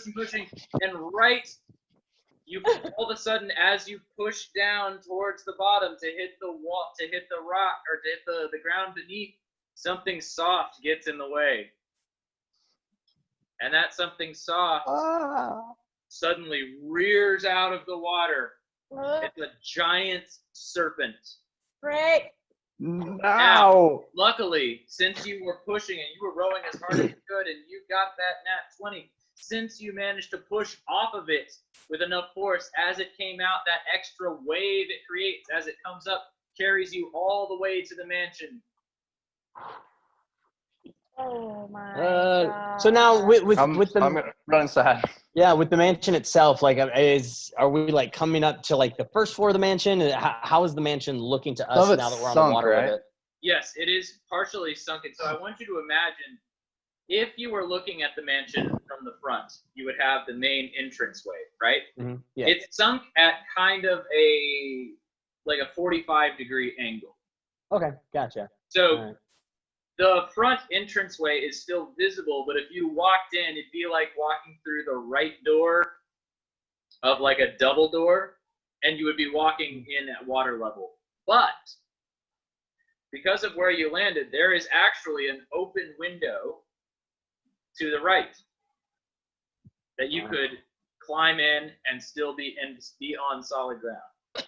Yeah, I would. Well, I mean, I would assume with the boat, I'll hop up inside and then I'll try to reach down and grab the two of them and help them With up Caleb's into it. nat 20, I'll say you all managed to make it inside. Cool. We got the kid. The kid's doing everything. Okay. We almost died. I'm so scared. Now, so we make it into the window. Okay, cool. So you've made it into the window, and you are now in what looks like it used to be some kind of sitting room. There's a fireplace in the corner. There's furniture, but it's all slid up against the back wall because as the mansion sank, it took the stuff with it. Books from the bookshelves that were around have been also fallen into the corner of the room. The only thing that seems to be in perfect condition, over the fireplace, there's a painting defying the laws of gravity by staying flush against the wall while everything else leans. And this picture seems to be of that same mysterious vampiric figure that appeared to you on the boat. Oh, we're in his home. We're in his home. And below it, there's a plaque that reads Zadek. Zadek. Can we do like a knowledge? See if any of us have heard of that name? Yeah, make a history check. 3. 10. 10. I ain't nothing. Double 10 again. You both Do a double 6. vaguely remember that name. That name has come up in your research into the demure, but you can't place it. All right. Is there any other way out of this room? Yes. So you walked in through the window. There is a door leading out into the hallway. So, and then the picture is just the only thing that's kind of weird. Can I go investigate the fireplace? Is there like a fire poker or something that's around? Yeah, you can do that. Okay, I'll go investigate the fireplace. All right. I want to investigate this painting more. You want to investigate what part? The painting more. Okay, you can do that. I got a 6. Yeah, the fireplace just seems desolate. Like anything and everything would have fallen out, slid across the other side of the room. Nothing really there. What do we got over there, Jeb? Just a 9. A 9? Good old 9. So you're taking a closer look at the photo. You do notice that the picture that you see there, the person in the picture looks a little bit more vibrant than what you saw. Not as lanky, maybe a little bit more well fed. Okay. Shall we All continue? right, what do you guys do now? I'd rather continue on. I mean, if we're not finding anything in here, no, I didn't find a poker. Which has still only got this candelabra in my hand. Let's move forward. And I go and I'll grab Laura again, or not Laura. Laura's dead. Sorry, I'll grab Zvina. All right. So you managed to make your way out of that room into the hallway. If you everyone make a perception check. 14. Nat 20. Wow. Caleb with them nat 20s tonight. You don't have to show me, Caleb. I believe you. Yeah, I don't know if I can. We've been playing together long enough. I got a nice sturdy dice. So, Jeb, when you walk out of the room, you look to your left and you can see basically that entranceway. What used to be a grand entranceway inside this mansion is standing in this disgusting, floating, solid water. And you notice not only is the water creeping into this entranceway, there are a few bodies floating as well. Oh boy. Some of them look like they've been here forever. Bloated and soaking and greening. How deep? Covered. The water itself from there, it looks like probably only a few feet, but if you were to swim down, you would be able to swim to presumably the other half of the mansion. The half that's not above water. Presumably, if you swam down there, you could swim down the whole way, but do you really want to get in that water with all the dead things? No. I I only don't. have one arm. I really don't. She'd be swimming in circles. Also, let's not even talk about the infections you would get. Yeah, the two of you. Damn, that's terrible. Jeb, what do you see? Jeb also noticed. I wasn't finished. Sorry. Sesame sees to his left. To his right, surprisingly, uncharacteristically, based on how everything else in this mansion looks, the rest of the mansion looks immaculate. The hallway is well lit with candles. The rug that lines the hallway, again, in defiance of gravity, seems to be perfectly layered down on top of the floor, leading all the way down to what looks like a staircase.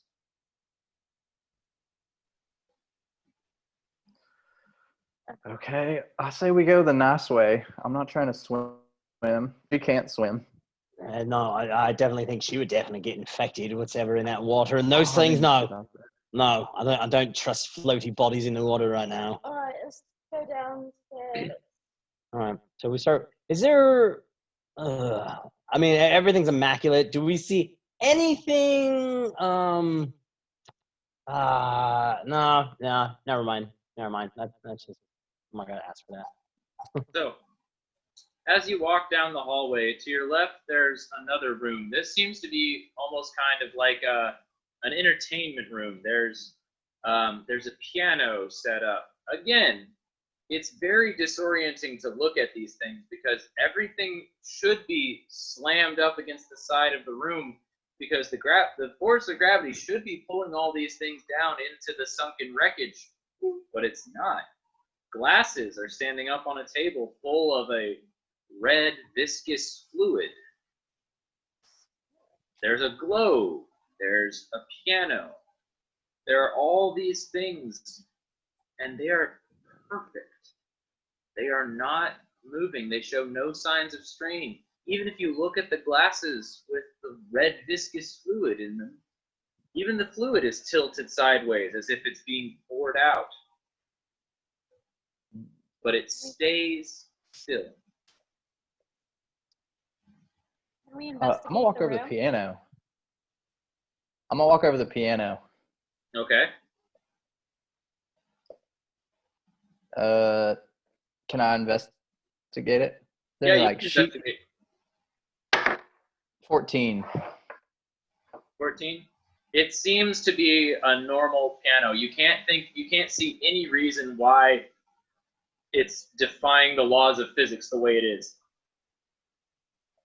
Is there any sheet music around? There is actually some sheet music. Can you read it?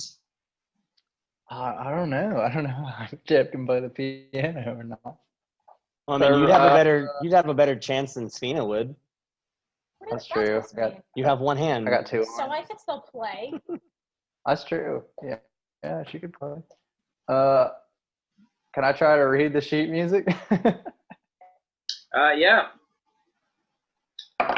Oh, I rolled a 4.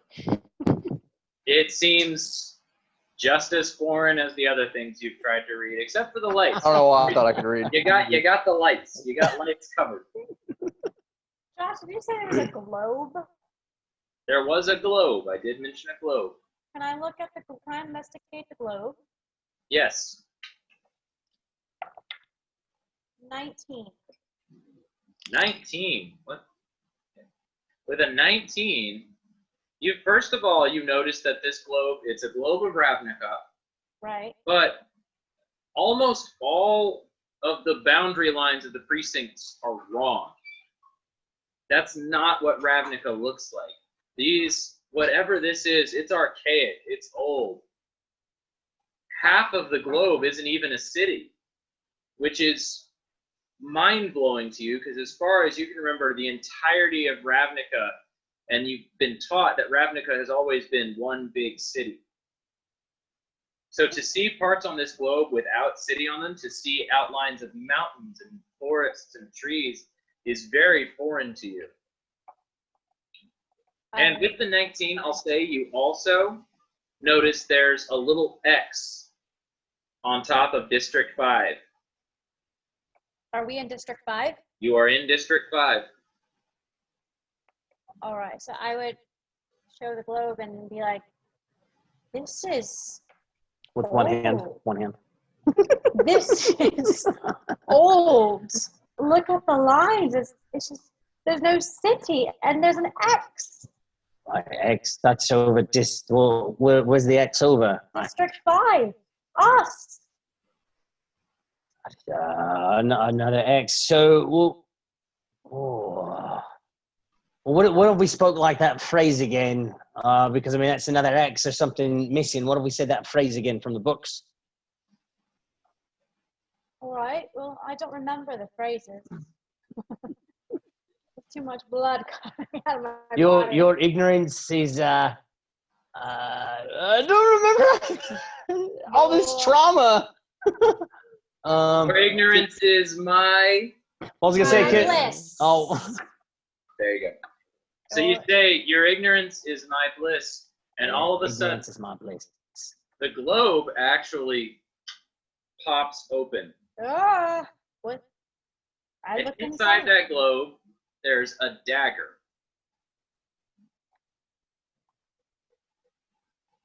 I'll reach in. Nothing happened. You got it. You have a dagger. We have a weapon. We finally have a dagger. Who has to hold it? What is it? At 2.5 hours into the campaign, you get a weapon. I love it. I mean, I have the candelabra. You guys are gonna be so mad when I tell you how many chances you had to get. Oh no! I'm sure. We're just trying to get through. All right. So you grab the dagger. The dagger. Investigate the dagger. See if there's anything noticeable about it. Also, like everything else in this house, it seems to be very, very old. Okay. But it is still very, very sharp. Bless you. Can I investigate the wine on the table? Yeah. Are you investigating it? I'm gonna investigate it. Is that investigating it by looking or by drinking? By smelling. That's a 16. It smells like iron. Iron? Blood! I'm gonna slowly step away from the wine glasses. You know what? Hold on to that. Are there butter knives or knives on the table? No, there's no food or cutlery of any kind like that. It's just, there was the globe, there was the table with the wine on it, or what looked like wine. Can we And open then there up? was the piano. Can we open up the piano? See if there's anything inside. One hand. Can I open up the piano? All right, so you're gonna open up the piano. I'll open it. Yeah. I'll say, let me help you with it, and I'll open up the piano. All right. So as you go to lift open the piano, all of a sudden another breeze rolls through. Now again, it's that same breeze you felt this whole time. And all of a sudden, as you're lifting up the piano, something very heavy lands on top of the piano and goes to shut the lid. Roll a dex save to see if your fingers get crushed. No. Shit. Yeah. Sorry. No, I rolled a 7. Seven. Both rolled 7. I thought just Talus was doing it. Oh, just me. Yeah, I was saying I was Just gonna do it. kidding. Yeah, a 7. So a 7. Unfortunately, all of a sudden the piano comes down and it crushes your fingers. All the fingers on your right hand are broken. Oh no! And there, laying on top of the piano, very Burt Reynolds style, very happy with himself, is that same person that you now know is Zadek. What do you want, Zadek? Ow. Secrecy is what I want. I'm super good at secrets. Super good. Don't worry about me. You know, I don't keep myself in the public as much as I used to. But sometimes it's necessary for me to make an example of people. You see, I'm planning something big. Something very big. The 10,000 year anniversary of the Guild Pact is in a few short weeks. And I mean to break it. What do you mean? What do you mean you're gonna break it? Well, break it like you did my hand just now. I could heal your hand, or I could break the other one. Interrupt me again and you'll find out which. And my hand, I'm assuming it's still like caught in the piano because he's laying on top of it, right? Yeah. Okay. In fact, as you do that, he's going to kind of shift his weight a little bit to push a little bit more. Now listen. House Demure stands because I built it on secrets and lies. I intend to keep the secret of this guild one way or another. I'm going to give you three who've made it farther than many above your skill have made it.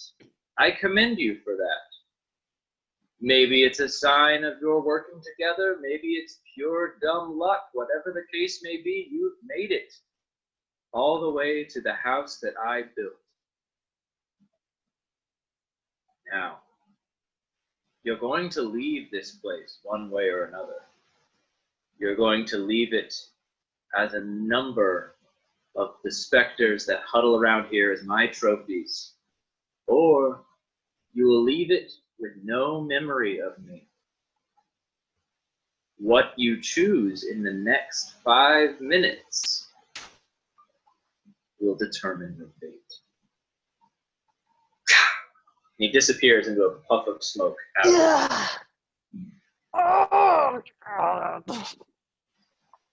Oh, You said 5 minutes? Oh, man. Leave as a spectre or leave and not know about any of this. Leave a spectre that's turning into a ghost. Yeah, so we knew. I mean, the best choice would be to do that, but no, it's not. No, I'd rather just get saying, forget about him. Get out of here. Yeah, let's forget about him. We should have never gone down here. We should have just left the guild alone. Yeah, but all of us were curious. I'm going to say just let's forget about him. Yes. You said it's well, he just said we have like 5 minutes. I want to peek out in the hallway from the room that we're in. Yeah. And see, let's see the other direction that we were going, like kind of heading into this room. So you're looking towards where you haven't been? Yeah. Or where you came from? Okay. Where we haven't been. So as you look down where you haven't been, all of a sudden the hallway doesn't seem so immaculate anymore. It seems rotten, covered in waste and mildew and all kinds of horrible things. And now the torches that were illuminating the hall so beautifully have turned into that shade of blue that you've gotten to know so well. And when you turn back to look in the room you just got out of, the piano is smashed against the wall. The globe is overturned. The shattered wine glasses are on the floor. What do you do? I guess we keep going forward. We'll go a new direction. Right. So you go the new direction, heading down the hallways, and you reach a staircase. Not a spiral staircase like you've seen before, but kind of up a few, landing, curving around, almost in a square shape, heading up. All right. Up the stairs. Yeah. Oh, geez. Jeb, can I give you the candelabra, because if I'm gonna help carry her, I can't hold it with my right hand now. Yeah, I'll scoop up Zvina, and I'll start walking up the steps for there. All right. So you start walking up the steps. Everyone, as you get to the top of the first layer, there's like I said, there's that kind of landing. There's a window looking out. And as you look out this window, you see something that you should not be able to see. You see the entrance to the library. The same entrance that you stood in front of at the very beginning of the game. It looks like it's right there. Like, if you were to open the window and step out, you would be on the streets of Precinct 5 as if you had never been on this mission. Everyone make a wisdom save. Wisdom save. I rolled in that one. Oh no! I got an 8. 6. Oh, all of you. Oh no. Okay. Join me. So Join me. you are all overcome by this sudden wave of relief. Like, oh my gosh, it's finally over. We can just open this window and go back, and it's like it never happened. Everyone opens the window. Caleb, with your nat 1, you're going to immediately fail. But everyone else, roll to see if you save your death save. That's my third time. 3. I got an 8. Okay. Svina, you rolled a what? 3. A 3. All of you, since all of you failed, all of you open the window, and you're just overcome by this intense relief that you're getting out. You're getting out. The nightmare's over, and you launch yourselves out the window, only to realize as soon as you are about to hit the ground that you have wanted to hit so much, it disappears. And there is nothing but blackness. And you fall. Not everyone's dead, Rady. Just Diana. I'm dead. So I die. So let Join me describe what happens. Since that was your last death save, the other 2, you still have, how many do you have, Adam? You got 2 left? I got 2 left, yeah. Or 2, I guess. You've got 2? All right. Well, so I haven't. That was my first fail. So. Yeah, so you've both got 2 left. So you fall, and all of a sudden, you're plunged into the same water that's been surrounding the entire manor. Oh, gross. Now, as you land in this pitch dark, freezing water, there are a few seconds where you hear some bubbles, and you look over, and all of a sudden you see your good friend Svina being noshed on by a giant sea serpent.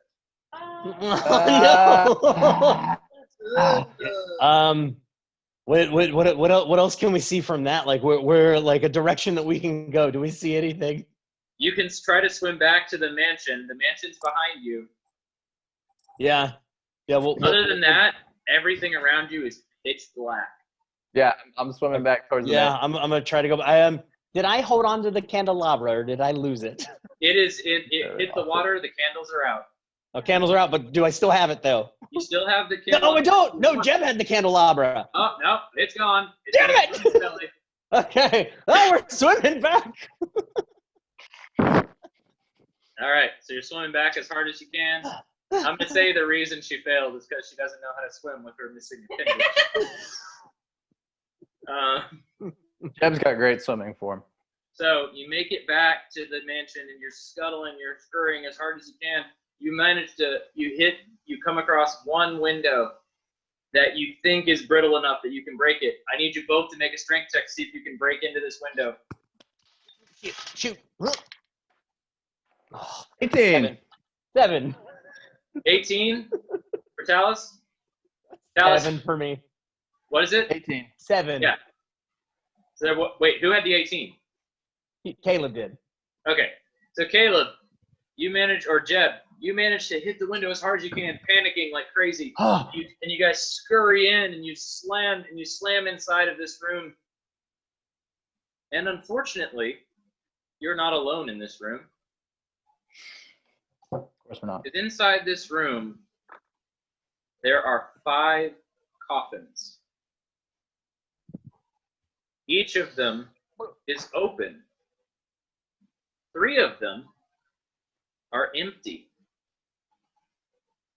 2 of them have what looks like a perfect picture, a perfect copy of Svina, and the other one is a perfect copy of Lara.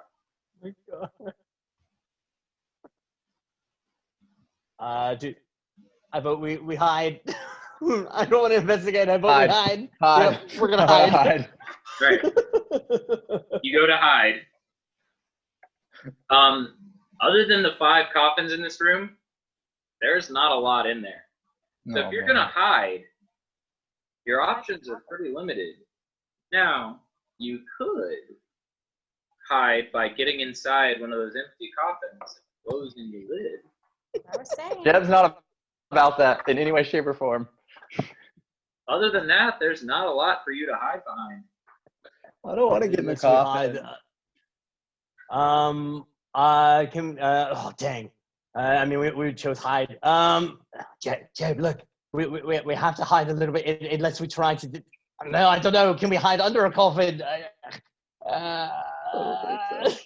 It's Jeb insane. just so scared gets in one. Oh my gosh. And I'll help him. I'll push a coffin on him, and then I'm gonna. The worst choice I've ever made. I'm gonna hide in one too. All right, so you both hide inside the coffins. No. This is such a Do me a favor. Oh boy. I need you both to make a wisdom save. Oh man, I can't even read. 12. 18. Oh, No, man. yeah, 18. No pluses. All right, so because of your rolls, I'm going to have to kind of change this up a little bit. So what happens is you close the lid of the coffin, both of you, and you hear this kind of ticking noise, almost like gears turning. And as you feel these gears turning, Jeb, you immediately realize there is something not right about the inside of this coffin. And because those gears sound like they're right beneath you. So out of instinct, you jump out of the coffin. Unfortunately, our friend over here is not so lucky. Adam, roll me a save to see if you lose a death save. Oh no. Yeah. Oh. Jeff, you win. 3. I win? As you hear win. Jeb's coffin open, and as you turn to look to see what's going on, all of a sudden, 3 very sharp spikes stab up through you from the bottom of the coffin, impaling you in the back. You're still alive. Just scream. Somehow those spikes manage to avoid your organs, but you get stabbed and you push the coffin door open. And you see Jeb waiting there, and he's trying to pull you out, get you out of there. And as you do, you turn around, and those coffins before that had your friends in them are now empty again. No. Jeb, we gotta go. We got. Where? Coughing up Where are some we blood. going? We need to get out of this room. You keep saying that, but where are we going? I don't know where know, to Jim. go. I don't know. Follow those freaking blue lights that you kept talking about. God. Okay. All right. Do I know where I'm going? Doorway that we what? Is there a door in here? There is a door, yes. Can I listen on the other side of the door before I open it? Make a perception check. Ugh, 9. You don't hear anything. Nothing out of the ordinary. Just sounds All right. like just sounds big and empty. we don't have the. Did the dagger get lost by the serpent? Was the serpent eating the dagger? The dagger's gone. Okay. Okay. Cool. Josh, remember you have 2 edges. And you use 2, Caleb. I You got use one. I do have 2 edges. I use mine. I have 2 edges and I'm saving them. I hate your face. All right. Okay. Door's open.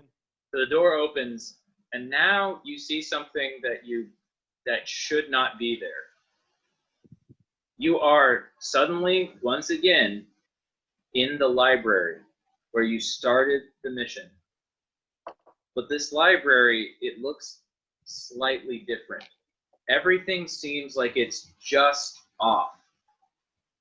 The bookshelves seem kind of slanted.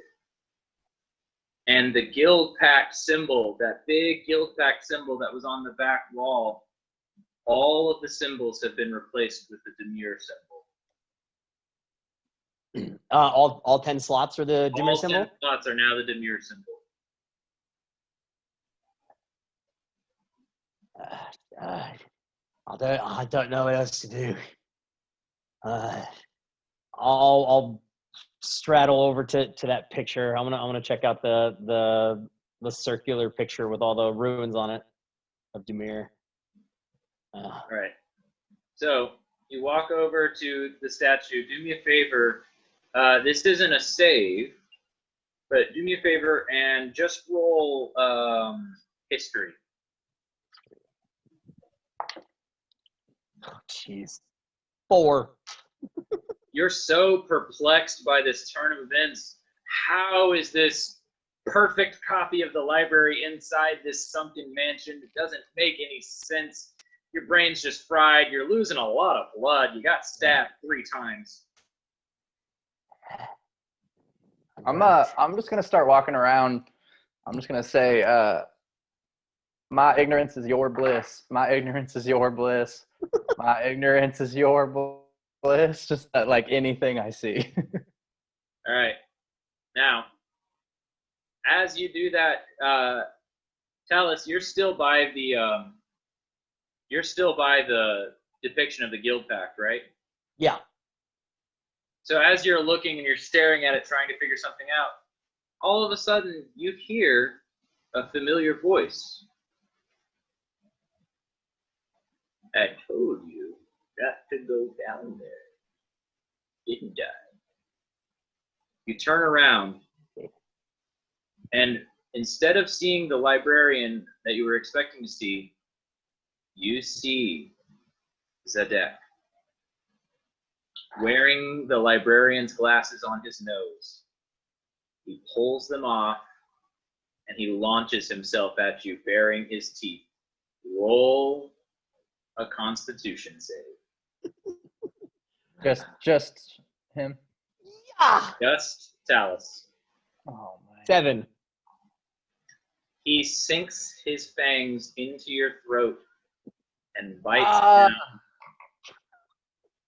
Everything goes very dark for you. The last thing you hear is that his voice echoing, "In secrecy lies strength. No one can oppose one who cannot be seen." And you see no more. Jeb. Howdy. Little Jeb. My beautiful Jeb. So wait. You said I see no more. Jeb is definitely a virgin. Most Say definitely. what? You said I see no more. I'm just blind, right? I'm not dead. No, you're dead. Dang it! You're officially dead. Dead. Brady gives you a black card. I'll let him know. No, you're. Oh, there it is. Ah, Okay. You just took a while to bleed out. You should have given us your dying monologue. Anyway, Oh, I was getting ready. Don't bring it back. So, Jeb, things suddenly sound very quiet to you. Is there anything you want to check A out? lot of people watch. What do you want to do? Is he? Where do Can you I? go? I saw all that, right? No, you were wandering around. Yeah, shouting okay, out the thing. great. You didn't see it. You have no idea. I'm mostly looking for that familiar hue of blue. All right, everything in here seems to be kind of muted. All the colors are gray. Nothing looks like it should. But you do remember, based on where you were earlier, where the entrance to the library was, where the door was. Yeah, I'm gonna go there. All right, so you head out to the door. Now, do me a favor. As you open the door, as you get to the door, I want you to make a perception check. 16. 16. That's good enough. So, as you near the door, you hear just a constant channel of voices behind it. You hear the same motto: "In secrecy lies strength. No one can oppose one who cannot be seen. Your ignorance is my bliss." Some images are so powerful, and they're just echoing, building on each other, building and building and building. And finally, you hear that same message you saw in the hallway: "Fear not." And this one is clear as day, not whispered, almost like it's being spoken directly into your mind. "Fear not. Your life will not go unlived." What do you do? Man, I really don't want to go out that door. I'm gonna take one more look at the library, just the wide view from the door, basically. As you turn around, Zadek is standing at the front desk. No. He's holding Talus's dead body Ah. by the throat, licking his lips, looking at you. I'm gonna Peter Griffin back outside the door, facing him. All right. So you walk out the door, and you see a very strange thing. You see an empty room with nothing but a mirror. I'm gonna walk up to the mirror. You walk up to the mirror, and standing inside is a reflection of you.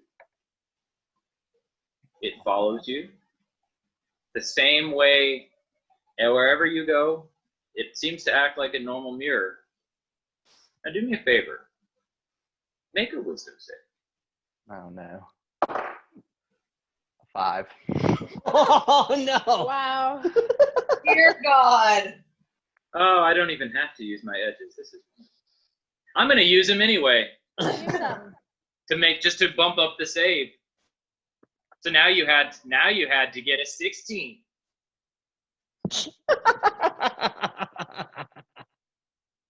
Great. As you look at the mirror, you notice you're so happy that you start to smile. Huh. It's finally just something normal. But you notice your reflection's smile doesn't quite seem to fit your face. Almost like it's not really yours. Your smile fades and turns into a look of fear. The reflection smile doesn't go anywhere. In fact, it gets bigger. Ew. Suddenly it reaches its hand up and it snatches its hand out of the mirror and grabs your face and pulls. Oh. Can I do anything? You can't do anything. Okay. About a week later, on the streets of Precinct 5, there's this little merchant boy named Jeb, who everyone agrees is just a little bit off. almost like he doesn't quite know how to behave. But one thing that they've noticed is his reading skills have gotten a lot better.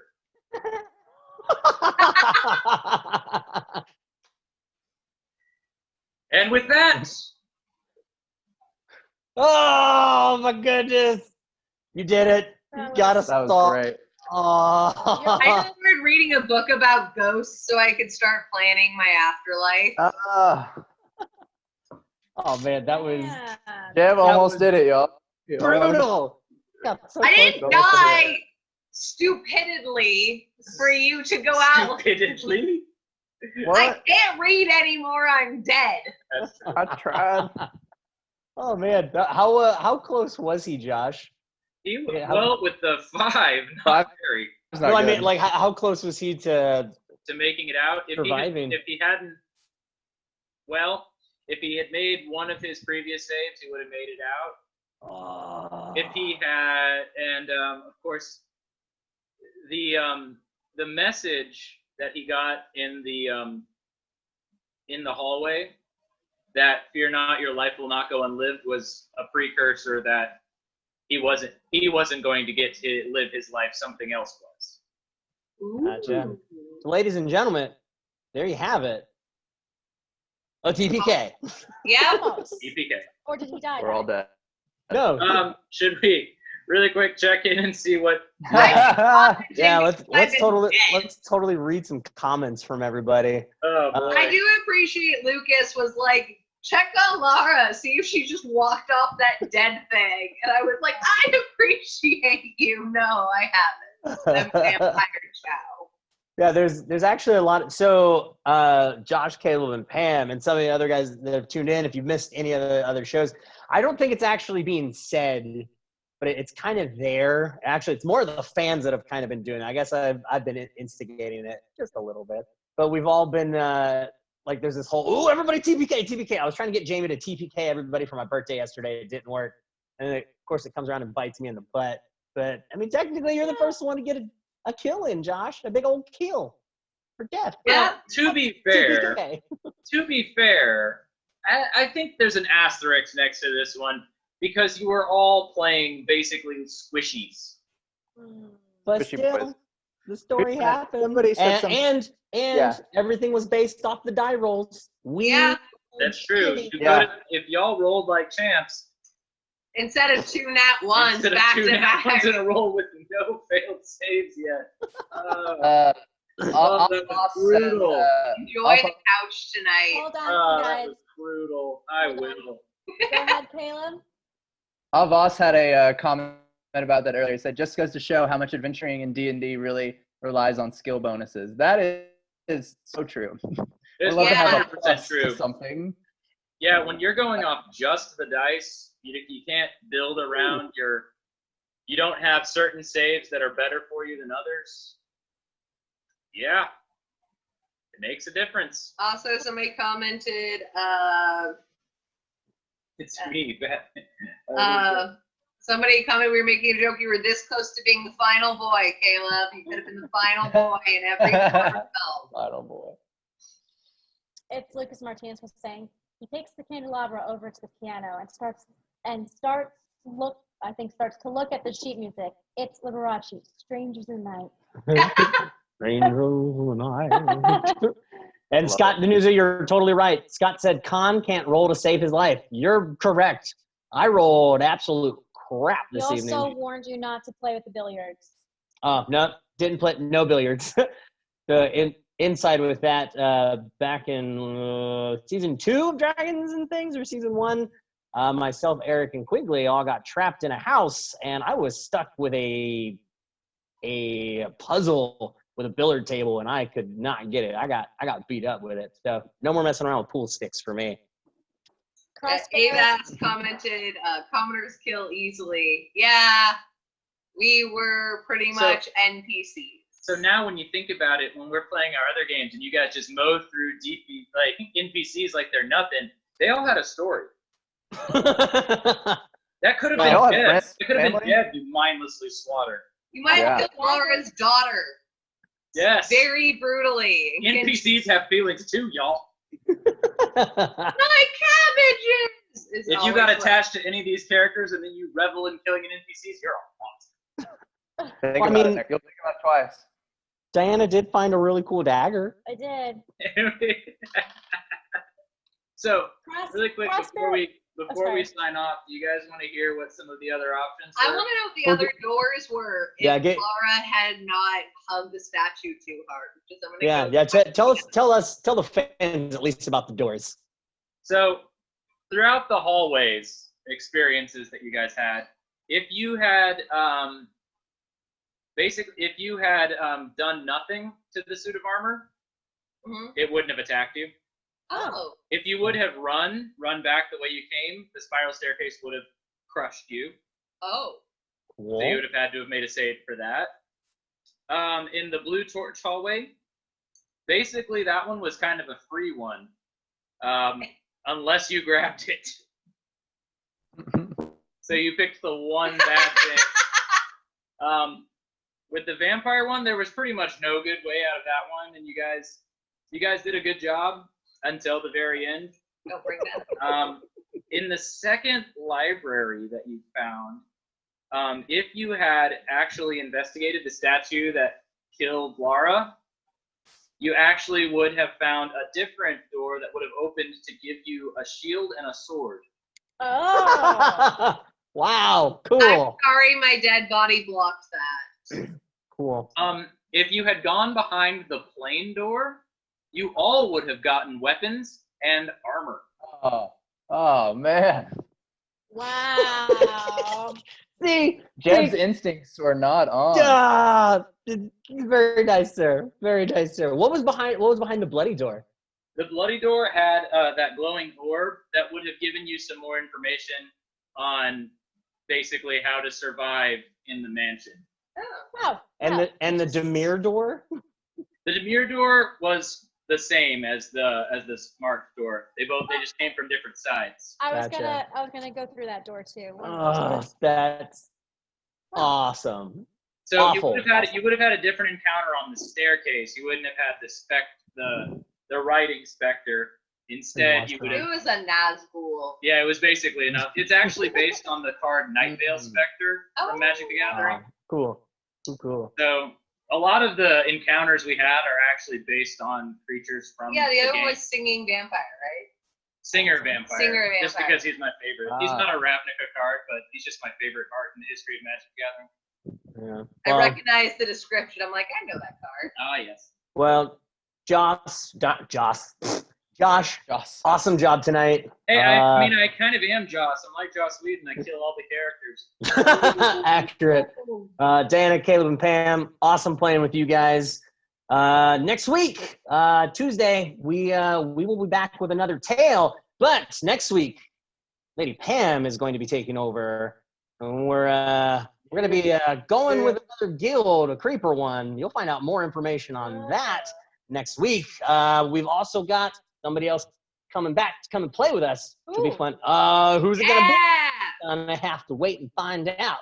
But different DM, couple new cast members are switching. If you want some more shows, though, we've got the rest of the week completely lined up for you. Tomorrow night, we've got Jared doing some Bedlam in Discord. Thursday night, Ben, who is literally the worst, is running Diana and myself through some Rise of the Runt Lords. Friday night, Evil Jim Jam is back in the GM spot, and he's running through some more heroic endeavors. Got some new characters and some new people hopping in for another fun night with heroic endeavors. Saturday, Crag Stravaganza in the morning, and then Starfinder coming big and strong with some more things in space on Saturday. You get your Sunday off, which just gets you get an entire Sunday ready so you can catch up on everything, because then Monday night brings back Jamie.